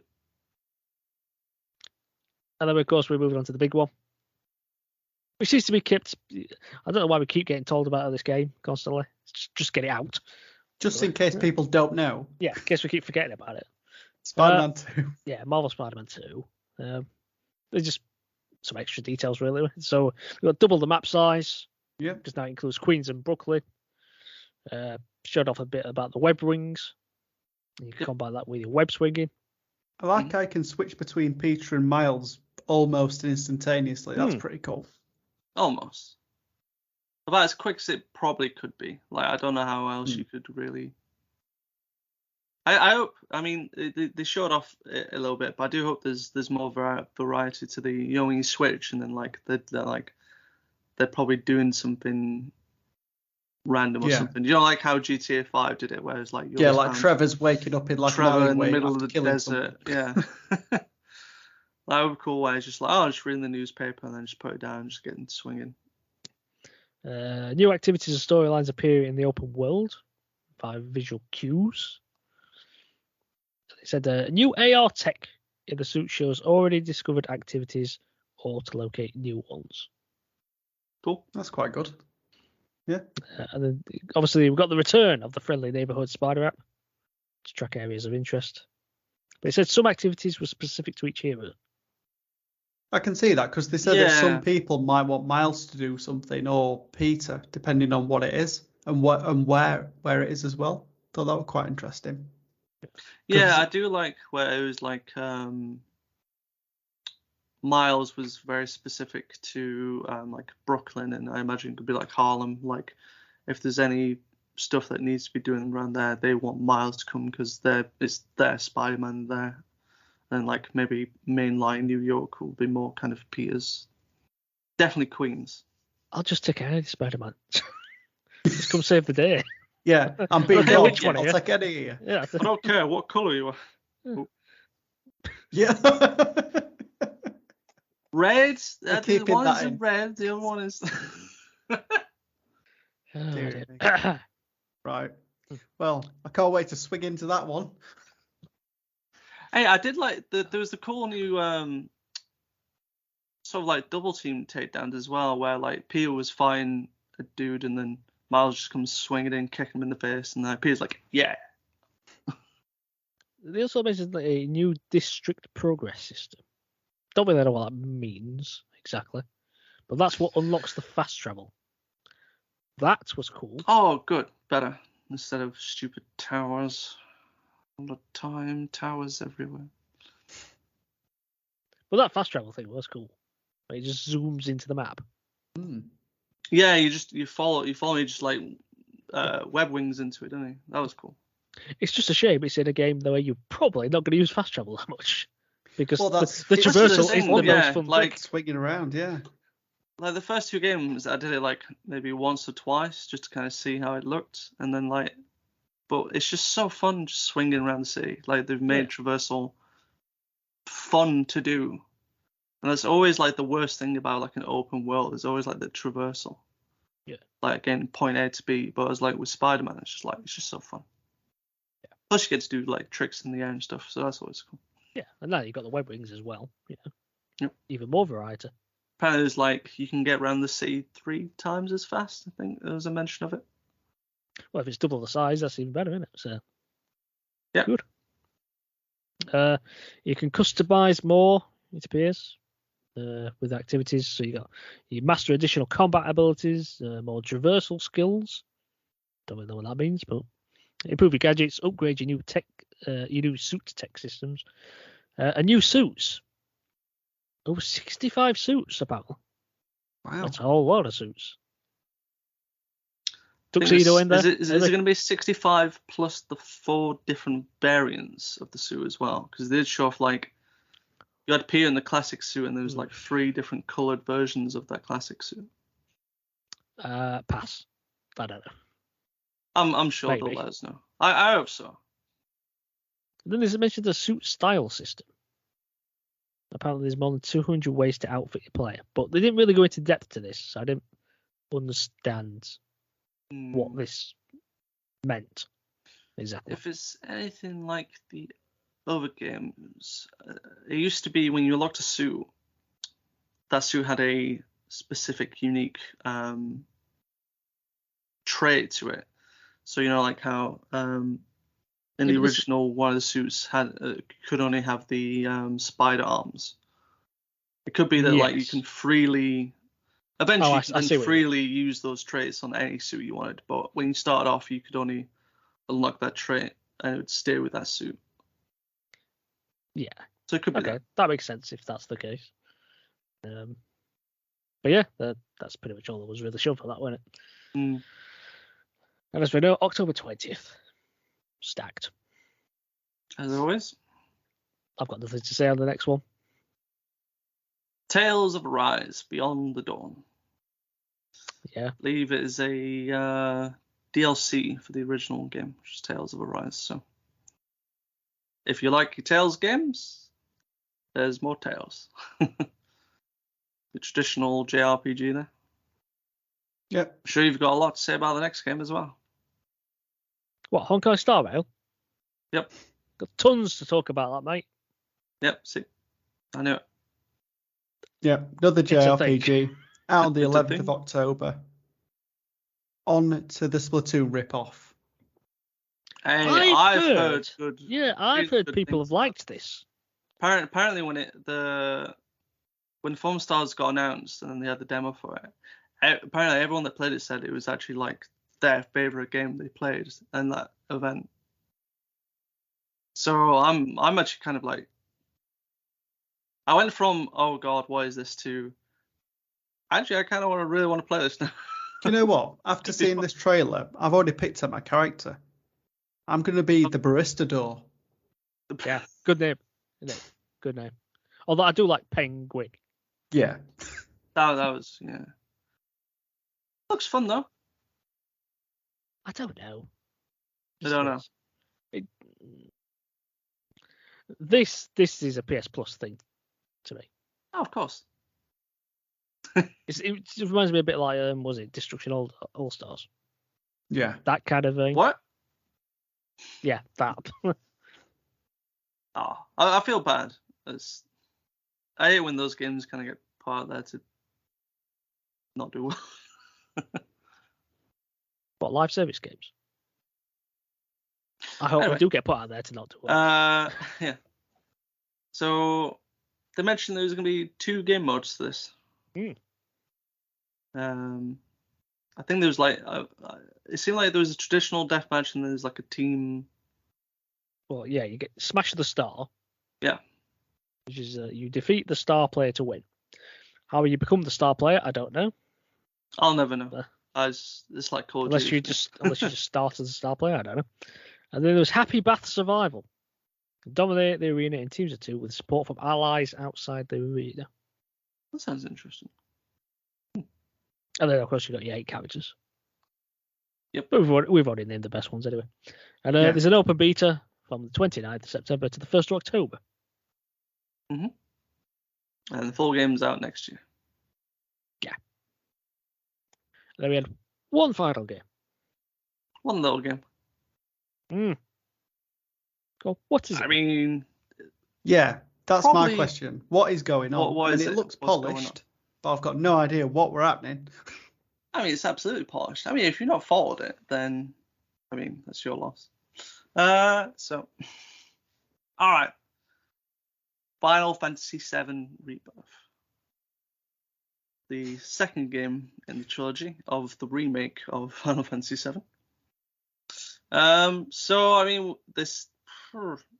we got a massive new look at this game. And, I mean, I wouldn't even know where to start, if I'm honest.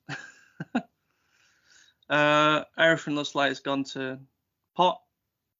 Yeah. Everything's crashing. So I mean, this is essentially we're essentially seeing kind of still what would be kind of the beginning of the original game in essence, but we're seeing kind of more of it. So we're seeing the celebration of the new president of Shinra, who was taken over in Juon, and shooting off his big massive cannon because he can. We got to see more of kind of the, I suppose, the open world aspects of it that's going to have. Because now this is going to open up to more than just Midgar now. So we're going to see more of kind of the areas around that connects the different towns and cities within the world of Final Fantasy VII. We got to see more as well of the kind of flashback mission that Cloud starts narrating when they end up in, I think it's Calm. So essentially Cloud starts talking about how he kind of met Sephiroth. The whole story there of what the hell's going on. Sephiroth starts finding out stuff about his own past that he starts questioning. And then it's got to see more of the combat and stuff. So we're going to see a lot more of the synergy double team attacks that we started initially seeing that got introduced in Intermission for the sort of the DLC for Final Fantasy VII Remake. Get to see more like double team finishing moves and all that kind of stuff. Got to see Red 13, the sort of dog cat character, finally playable, because he wasn't playable in the original, but he kind of tags along. Now you get to play as him. You also get to play as a Scottish cat on a teddy bear. Kind of. Excuse me? Okay. Can you repeat? So they're talking... A Scottish cat on a teddy bear? Yeah, it's the so his name's, I think it's Cave Sif. Cat Sif, something like that. Did you not see in the trailer the cat with the big fluffy pink monster thing? You might have skipped by. There was a lot in this trailer, alright? There was a lot to pack. So if you didn't notice it the first time around, I implore you to see it if you wanted to. And then we got to see some new traversal modes. So we got to see being in like a sort of like a buggy driving around. You also got chocobos to ride around as well. So you got to see one who was climbing a cliff face, so you can get into like verticality stuff, and another one that was flying / hovering. And then we got to see a collection of minigames that you get to play in the Golden Saucer as well. So there was chocobo racing, there was like the original kind of 3D polygonal fighting, which you got to see Cloud fighting a soldier. And then also the motorbike racing as well, where Cloud's slicing people up and cheating. And then what else? I don't know what else to really kind of add. There's so much packed into this trailer that I couldn't. Like, I'd need a hell of a lot more time to sort of go through what was going on. But I mean, this game is going to be absolutely massive, I think, when it comes out. So, and I'm looking forward to it, as always. Well, it won't be massive. It's on 2 discs. Well, it will be, yes. The first PS5 game on 2 discs. Whew. There's a stat. There's a lot, yeah. So, yeah. Out as well, funnily enough, on Leap Day. The 29th of February. The day that only comes around once every 4 years. Oh boy. This is, yeah. Massive. And that was the state of play. What was your picks of the state of play? For me, baby steps. Looks fun. Baby steps. Fair enough. Obviously, Spider-Man. But we already know about that. I would think baby steps, but I'll go with Ghostbusters. Rise of the Ghost Lord. Just because I want an excuse to play a VR game. Yeah.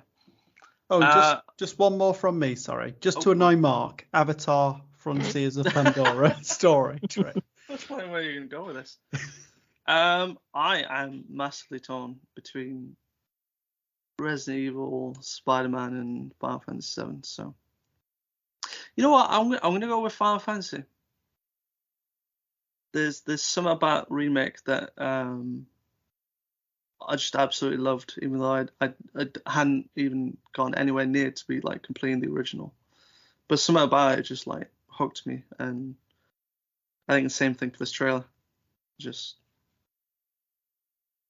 it seems massively ambitious. I mean, there's a Scottish cat. There's no more ambition than that. Well, that's what you are. You have sold me on that. Scottish cat. So.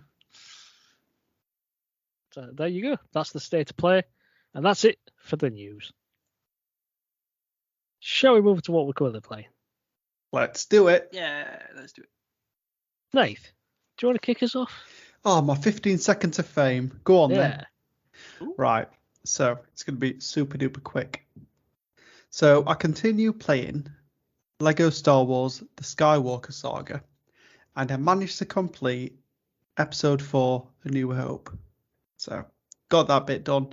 And then since then, it's unlocked a couple of other episodes I can do. So I think I could do episode 1, The Phantom Menace, or there's another one that I can't remember. But I think I'm going to go into The Phantom Menace next, because that was the first Star Wars film I ever watched, and actually the first film I ever watched at a cinema. So I've got a lot of nostalgia for that. So playing it in... Really? God, that makes me feel old. if that's the first thing you watched at the cinema, because that was 1999. Yeah. I'm trying to think what was we're very deprived children. Oh, blimey. I think mine was Toy Story. When was that? 96. Yeah. Yeah, I were asleep for most of that film, and I woke up for the pod racing, which is probably the best bit, and then fell asleep again. So, I mean, you're probably not wrong there. Yeah. So yeah, cracking on with that, and also just want to talk a little bit about FIFA, because unfortunately, me and Mark had a couple of games of co-op on Thursday night.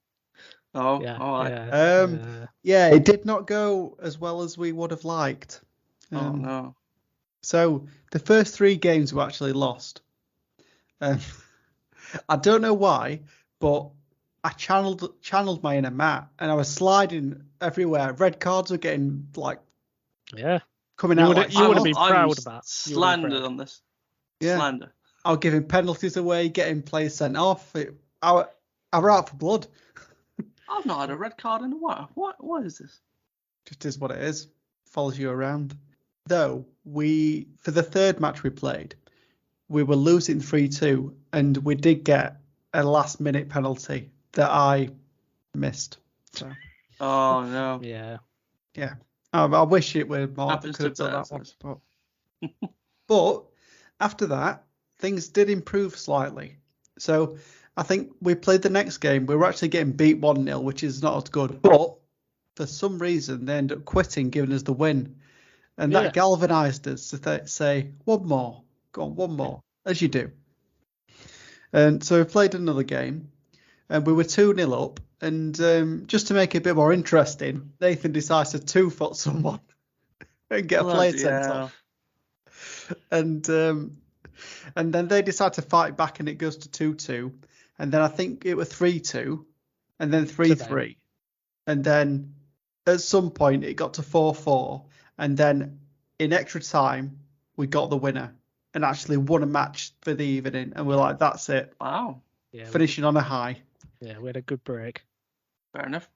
Yeah. Sounds for good. the man down as well. Yeah. Yeah, that's it. We're still better than them. To be honest, there were a couple of them games where I felt that we could have won if I wasn't as slidey. Yeah, if we had full team, then yeah, we might have done. Yeah. But anyway, and the thing is, the penalty, that could have gone either way. So. Yeah, I mean, we're on target. It's just that they went the right way. Anyway, it happens. Yeah. So, but yeah, that's literally all I've been playing. So, yeah. What about you, Mark? Yes. So with the new game just having released, I jumped back onto the fighting game train. Ooh. I went to play Mortal Kombat 11. Oh, nice. So, brief story thing. So, having battered evil dude Shinnok in the previous game, Dark Raiden, as he's known now, decides to unleash his fury and chop this guy's head off, as you do. It's my boy. And following this, Shinnok's mother, called Kronika, who also happens to be the Keeper of Time, turns up and vows to rewrite history and basically get rid of Raiden from existence. And then we move on to the thing with the Special Forces Strike Team. So, Johnny Cage, Sonya Blade, interestingly voiced by Ronda Rousey. Cassie Cage as well, and Jackie Briggs Yeah, that's right, isn't it? Yeah.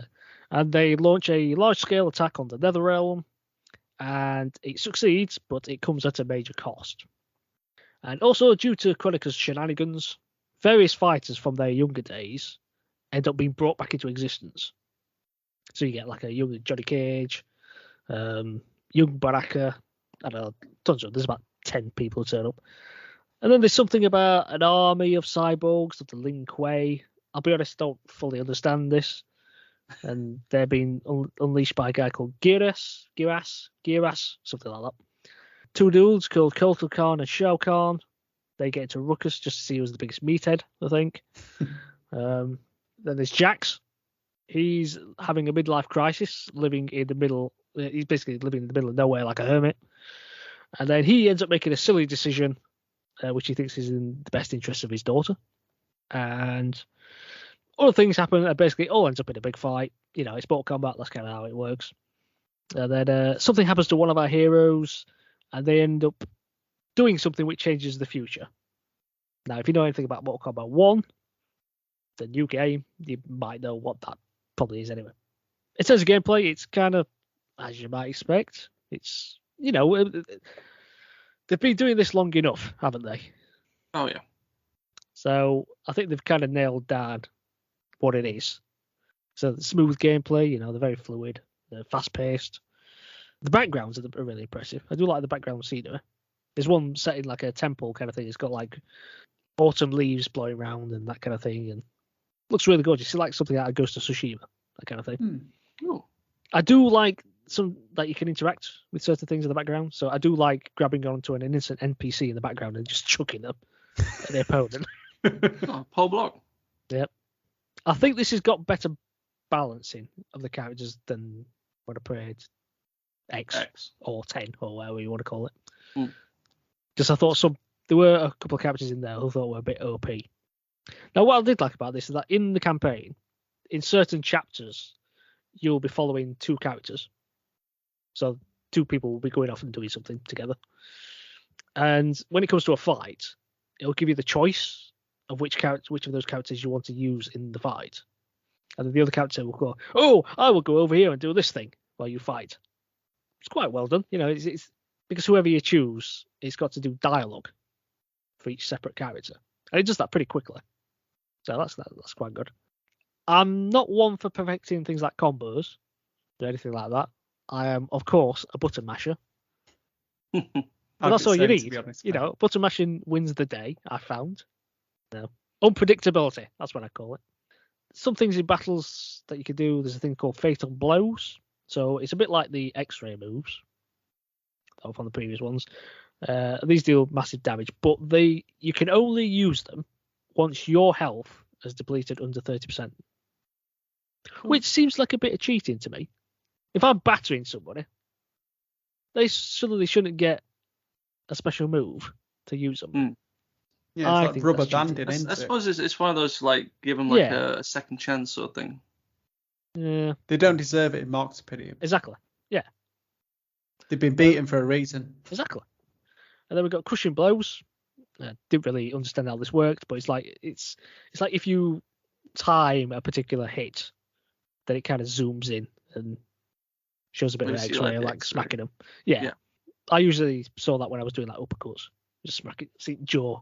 And then they've got this thing called custom variation, which is like you can customize the characters' like skins and gear and the moves and that kind of thing. Seems like a neat thing, but I'm just too lazy to go and modify all that kind of stuff. And I think also with this, there's a sense of grind about it because they've got a in-game currency called crystals with a K, of course, because everything has to begin with a K in these games.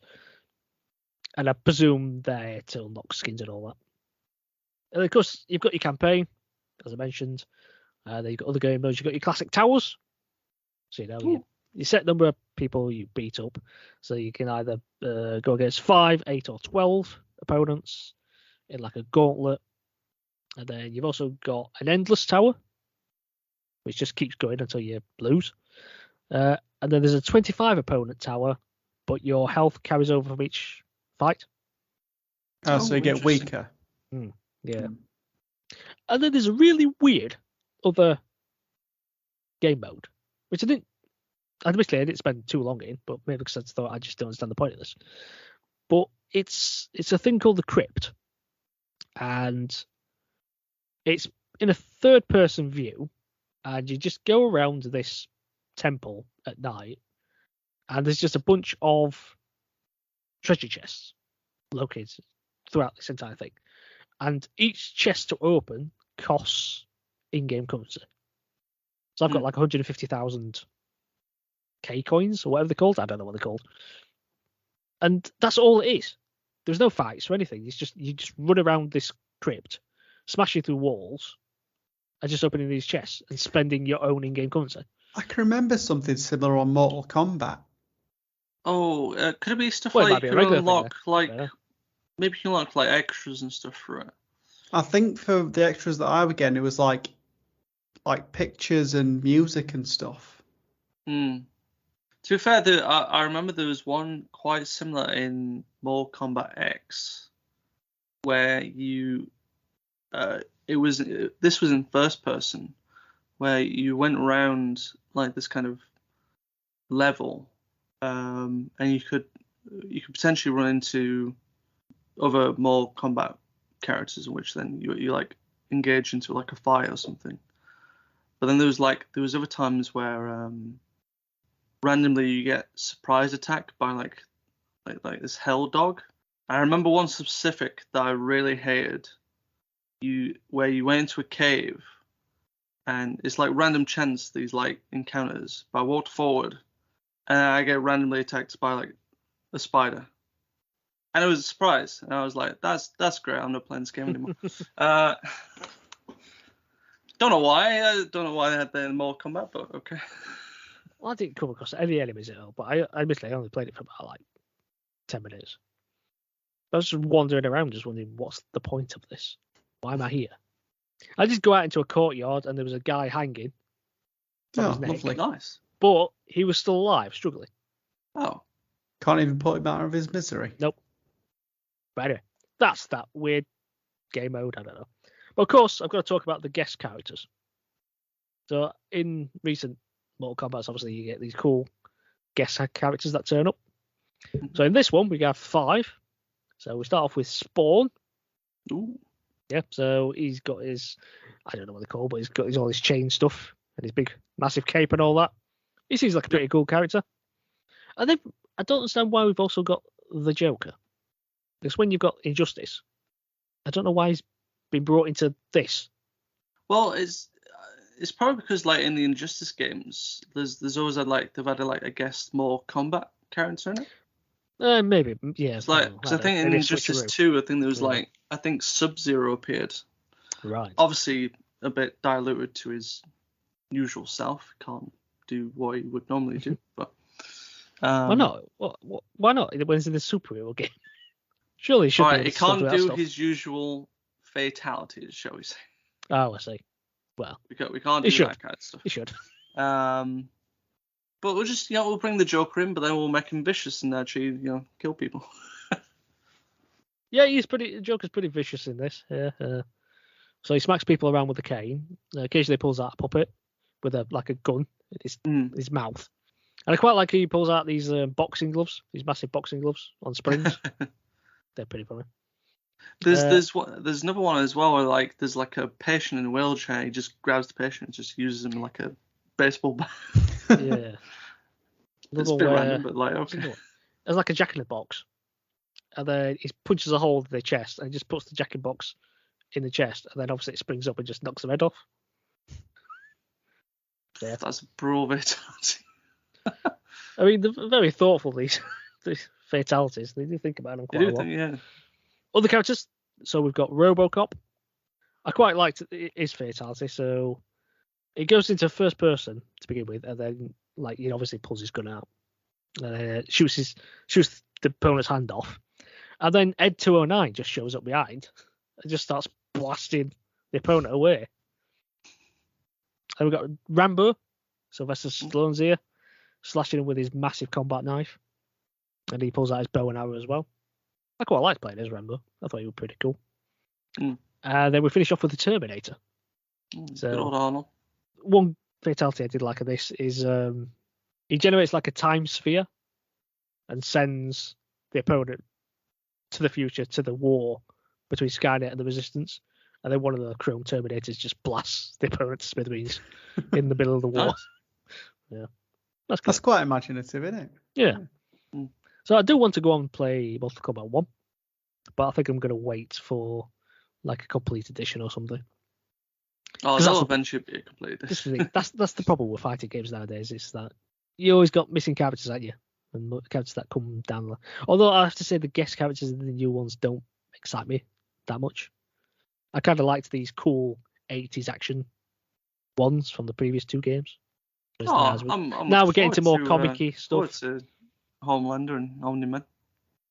Well, I've not watched The Boys yet, so that doesn't really mean much to me yet. Plus Peacekeeper. Good old John Cena. Peacemaker, sorry. But yeah. I was getting mixed up with the Keeper. But in general, the DLC characters in the new one don't particularly excite me. We'll see. I'll move on to it eventually. Because he has had good reviews, apart from the Switch version. But less talked about the Switch version, the better. Yeah. But the other versions have had very high reviews, so I'll get it eventually when we get a full game at some point. Good. So go on, Matthew. What you played? What have I played? So, got quite a few on my list that I'll run down. So, one that you'll not be surprised to hear, as I've continued over the last, seems like forever now, has been Judgment. Finished it yet? I have. Hey! I have finally finished Judgment. Finally got through the story, and really enjoyed it, actually. Really liked where the story went, and all the twists and stuff. So, trying to recall where I was from last time. Basically, from where I'd sort of continued, is Yagami just starts basically unraveling everything. So basically, like the whole Yakuza murders that had been happening, where all of them were getting sort of their eyes gouged at. Who this mole killer really was, what did like the Ministry of Health have to do with this stuff as well, like, and like how that involved the ADDC, how like another Yakuza family got involved, even one I didn't see coming as sort of a bit of a surprise twist of one of the characters that sort of comes out and helps you ends up sort of having their own twist and how they're all involved and stuff. And no, really enjoyed it. Loved the story. All the story beats and like the progression, how it all went. Enjoyed it. Loved all the mini games and stuff. I do wish I'd probably gone through and completed some of them, but like it got to a point like I didn't finish all the drone racing stuff because you have to eventually start like upgrading your drone and getting all like better pieces and stuff, just to start then competing in like these Grand Prix. And I was starting to get to a point now. I want to finish the story. I just need to finish the story. Just focus on the story. Don't get distracted by minigames. And just absolutely plan through it. But really loved it. Absolutely enjoyed it. Final fight was really good as well. Who you end up sort of fighting. So there we go. Finally got Judgment off my plate. And I think I'm gonna give the Yakuza series a little rest. I like to take breaks in between games. I'll play like a couple back to back, and then I'll give it a break after a bit because they do. I feel bad saying this. They do start feeling samey once you start getting like your typical. You'd be in Yakuza up in the middle of the street. You got similar mini games here and there. Stories have similar twist beats here and there. Like they're enough different for each game that they feel fresh. But I think it's more the gameplay and stuff that feels quite samey. Now that I'm getting into the Dragon Engine style games, each one's going to feel, I think, quite similar. Although really I've got Lost Judgment left, Like a Dragon, and Ishin left. So from those three, each one is going to feel quite different from one another. Yeah. So I think I'm gonna tackle Like a Dragon next. I think I'm gonna go there because it's quite different enough that it will feel fresh. Obviously, it's not a beat 'em up; it's more of a typical JRPG turn-based, but with its wacky Yakuza style to it. So I'm actually looking forward to moving into that. But yeah, we'll get there once I get there. So the next game I end up moving on to is relatively a short one, but it's got a lot of endings. It's a bit of a cult favorite amongst gamers. It's one that I believe you've played quite a while ago, Mark, at some point. It's got a bit of a Stanley feel to it, shall we say? You know where I'm trying to go with that. Yeah. So I've been wanting to play this for quite a while. Like I've owned it for some time. I wanted to find the perfect time to start playing. I thought this would be like the perfect cleanser from all the Yakuza stuff they're going to. I wanted to find against this. So I started playing the Stanley Parable. Oh. Is this the new deluxe kind of upgrade version? Because I bought it, but I've not played that version yet. Yeah, so with that one, there's because I know it's got some couple extra of difference, and it's got some extra endings. Yeah. So, if you've never played Stanley Parable, you play as Stanley in Office 427, I believe it is. 427, 437, something like that. And you're in your own little office cubicle, doing your own little office work, just pressing some buttons, getting on with the day. And then suddenly one day you find that the office is empty. All your co-workers seem to have disappeared. You don't know why, you don't know what's going on, so you have left your office to investigate. While you're doing all this, you are getting narrated basically over everything that's what's happening and stuff. Essentially how the game plays, you're in first person, and the narrator will essentially say some things, and it will say maybe, Stanley goes to investigate, and he comes to a room with two doors, and he takes the door on his left. And you could very well take the door on the left if you want, and if you do, you start carrying on through the story. The narrator keeps on saying certain things, like comes to a set of stairs, and the Stanley went up the stairs to his boss's office, which you can do, or you could not do. And basically, there's just different things happen depending on if you follow this narrator or if you don't. So, and there's quite a few different scenarios and endings that happen as well, depending on obviously what you've done and how you do it. It's just a lot of fun. It's funny just to It's hilarious. It's just funny to screw the narrator if you don't start doing what he says, or he says what happens. So I mean, I don't know how much I could spoil this game without trying to divulge too much. I mean, yeah, it's really something I think you just need to experience. Yeah, it's a game that's hard to explain what it is, but it's just hilarious, and it's just insane sometimes. I mean, one clear ending is if you just completely do what the narrator says. So you do all the things he says. You get to your boss's office. Oh, it's all empty. Oh, he's got this mysterious keypad behind his desk that you don't know the number of, but it's apparently somewhere in here, and apparently it's 2847 or something like that. So you're like, oh, okay, that's quite interesting. You seem to suddenly know it.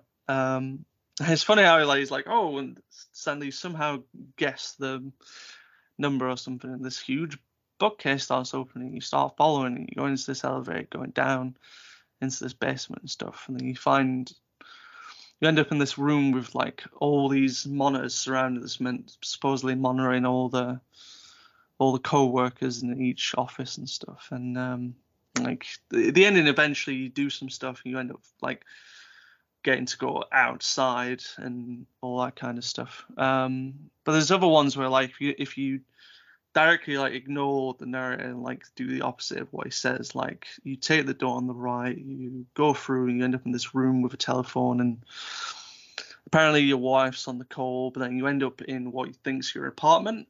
But then apparently it's fake. Like narrator's like it's basically like no two playthroughs ever feel the same.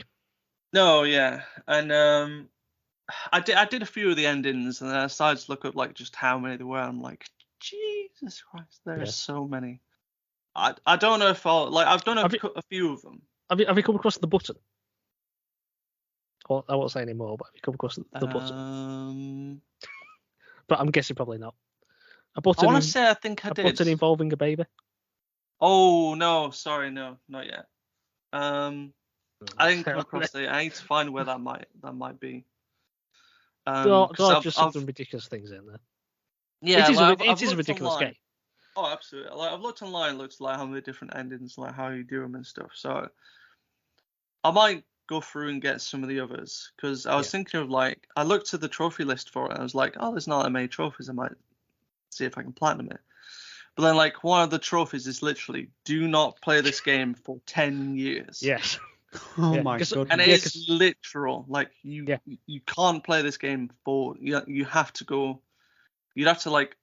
I imagine most people have like changed the dates of their like consoles and pushed it forward 10 years to actually get the achievement. Yeah, this is the thing, because I had it on Steam. Yeah. And the achievement on that was 5 years, and I genuinely haven't played it in 5 years since then. Yeah. So I could genuinely get that achievement if I went to play it. The game did come out, I think it was in 2013. So like this is the year, if you've not touched it, to get that achievement if you wanted it. But yeah, there's some mad ones. Like I was looking at some others as well. Like there's one where you have to follow this like yellow line, about the adventure line. The adventure line. You have to like finish it basically to get that one. There was another one as well where on the keypad in the boss's office you have to press the number 8 about 8 times, I think, and they said the number 8, and I just got the achievement. It was like, all right. So I think it's a game everyone should play just for the experience. Oh yeah, everyone needs to play at least once just to get a feel for it. And well, it is madness. I've even got the soundtrack because I think the music's great. Oh yeah. It is quite. Some of it is quite charming, and like quite almost like elevator kind of music. Yeah. Like something you just listen to is quite nice. Easy listening, yeah. Yeah. But when you get to the adventure line thing, that's got a piece of music which is fantastic.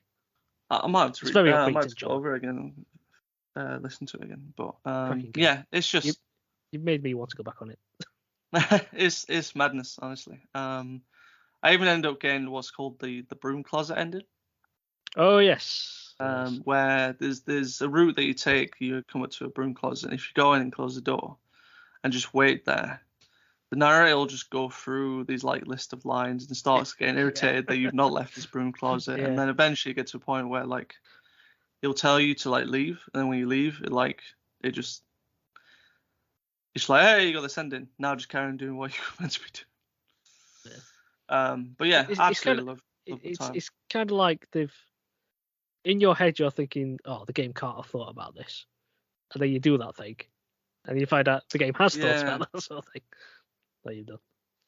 Yeah, there's some mad stuff, but I loved it. I don't know if I want to go back to it to do some more of the endings, but at the same time I'm like, I feel like I've had my time with it and I've enjoyed it, and I feel like I can move on, because it's not a game you can complete at all. It's literally just there's multiple endings, all different. It's pretty much an endless loop, really. It feels like pretty much, yeah. I might have a look at see some of the extra endings they put in to see what they've done. So, but yeah, that was my time with the Stanley Parable. The next game that I moved on to that came out in the Nintendo Direct, because I absolutely wanted to give this bad boy a go. F-099. Oh, I thought you were going to say Trombone Champ. Trombone Champ, yeah. I mean, I'd like to get out to that, but I mean, F099 is free, so. So any good if you've got an online subscription. Oh yeah, really? I can't do it then. Yeah, you can't do it. Sorry, Matt. Yeah. No, absolutely, really enjoyed this. I was, I want to say pleasantly surprised, but I mean, I enjoyed the old F-Zero games. So this is really fun with 99 people. Smooth online, didn't have any lag whatsoever. People love bumping you off the track. Those naturally scallywags. But no, really enjoyed it. So, like if you've ever played F-Zero game, then you know what to expect. Fast-paced, futuristic racer, only with 99 people now instead of 8. And it just gets hectic. Honestly, it's massively hectic. So, like, when you start off a race, everyone's like in a line, and there's like an initial phase of like getting. You have to like get on these boost pads to get up to the initial track, and then it starts going round. And after every lap, there's like the last, say, like 4 people get eliminated, and it's like you get like as it goes it's like the track cycling thing. So yeah, so after each lap, there's like a number of people that get eliminated if you're at the back. Yeah. But on a traditional like single 99 race, it is literally just like 4 laps. So like about roughly 20 people get eliminated by the end of it, and then you just finish where you are. And then as you finish, you'll level up your profile, and you also level up number of points to get these tickets, and then you use these tickets on these special events that they'll play. So there's some that I was explaining earlier of one that's in the Grand Prix, where it's a series of 5 races, and each race, like the last 20 get eliminated until the last race, and it's like basically the last 20 left, and you go through that race in effect. Now, my first attempt, I managed to get to the 4th race, but I ended up getting eliminated at 27th, unfortunately. So I couldn't get into the last one. That's not bad for your first go, though. But no, I mean, it went too bad. Like I was enjoying what I was doing. Like there was a bit of a hairy moment in the race before, where like I think it was like the 2nd or 3rd lap, I was like in that danger zone, and like I just managed to like boost past my way out of it to like qualify, which was a bit nerve-wracking, but managed to get through it. But yeah, really enjoying it. There's 4 ships that you can have. Each one's got their own different stats. I typically just be in the Blue Falcon, which is Captain Falcon's iconic ship.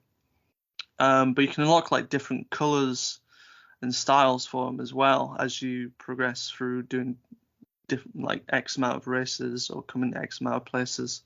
Enjoying my time with it. There's different events as well. I think there's like a team one as well. I've not had a go at it yet, but I'd like to play a little bit more of it, see how far I get through with it. They are going to be releasing more like tracks as time goes on, because some of them are really difficult. Some of the turns, like it very much reminds me a bit of Wipeout, where you can turn, but then you've also got like the slide as well, so you can actually like drift around. And I'm not good at drifting yet, so I'm pretty much just like slowing down for it and just going around normal, hoping not to get like bumped off. So, but yeah, good time with it. Looking to play more of it. The last thing that I've played I suppose is like the next kind of serious game. Not serious game. The next thing that I've really wanted to complete, that's been on sort of my backlog ever since it came out, has been the intermission DLC for Final Fantasy VII Remake. So this DLC came out, and then once Intergrade came out, which was like the PS5 upgrade, this is when like, okay, this is where I really want to kind of come back into Final Fantasy VII, giving this DLC a go, and seeing a little bit more of the sort of story. Well, it's a new story for Final Fantasy VII. It wasn't in the original, but you know, it grows more of the world and sort of world building of Final Fantasy VII that I really wanted to get into since completing the remake. So in this DLC, you play as a character that's called Yuffie, who is a teenage ninja from Wutai who has infiltrated Midgar and is looking to obtain the ultimate materia from Shinra. So you essentially start in this kind of, I suppose, shack place that you found your way in, and you make your way into the sort of little town in Sector 7 that you play mostly in, or you've mostly been in as Cloud. And then you meet up with this, I suppose, the official Avalanche group, because the one that you play in Remake is more of like a splinter cell of them. Like they both fight a similar cause, but did it in different ways. So you meet them, and then you meet up with your Wutai companion, Shonon. It's a bit of a difficult name to say. And from there, you do various things in Sector 7 that end up making you work your way towards the Shinra headquarters basement, towards the Advanced Weapons Division, where you try and find this ultimate materia, because that's your goal as Yuffie. So Yuffie is like your typical kind of teenage, annoying girl, I suppose.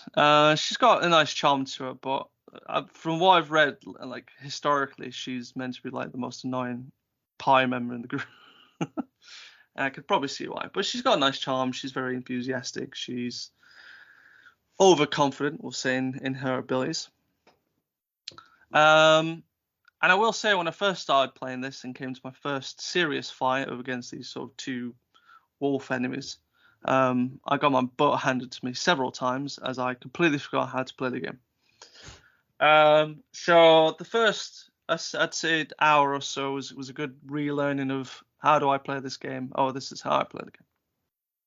And when I spoke about Rebirth, Intermission is the, I suppose, the introduction of what we call synergy attacks. So you don't really play as Shonon. He's more of an accompanying character that helps out. But pressing a specific button then ends up synergizing your attacks. So you like attack as like one, basically, so you can do double attacks and stuff, which is quite fun. It adds like an added layer of strategy to when you're fighting and stuff. And Yuffie likes using these like massive 4-point shuriken she likes throwing and attacking with.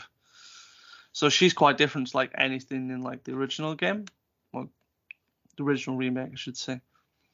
But it's been fun getting back into it, like really learning sort of the combat, and just getting sort of all the points down that I started getting when I was doing remake, just relearning everything. And I'm really enjoying it. The story and where it takes you is not too long. I'd say I've read it's about 7 or 8 hours. I'm at my 8th hour. I've not completed it yet, but I'm pretty sure I'm right at the end, probably about maybe a boss battle or two away from finishing it.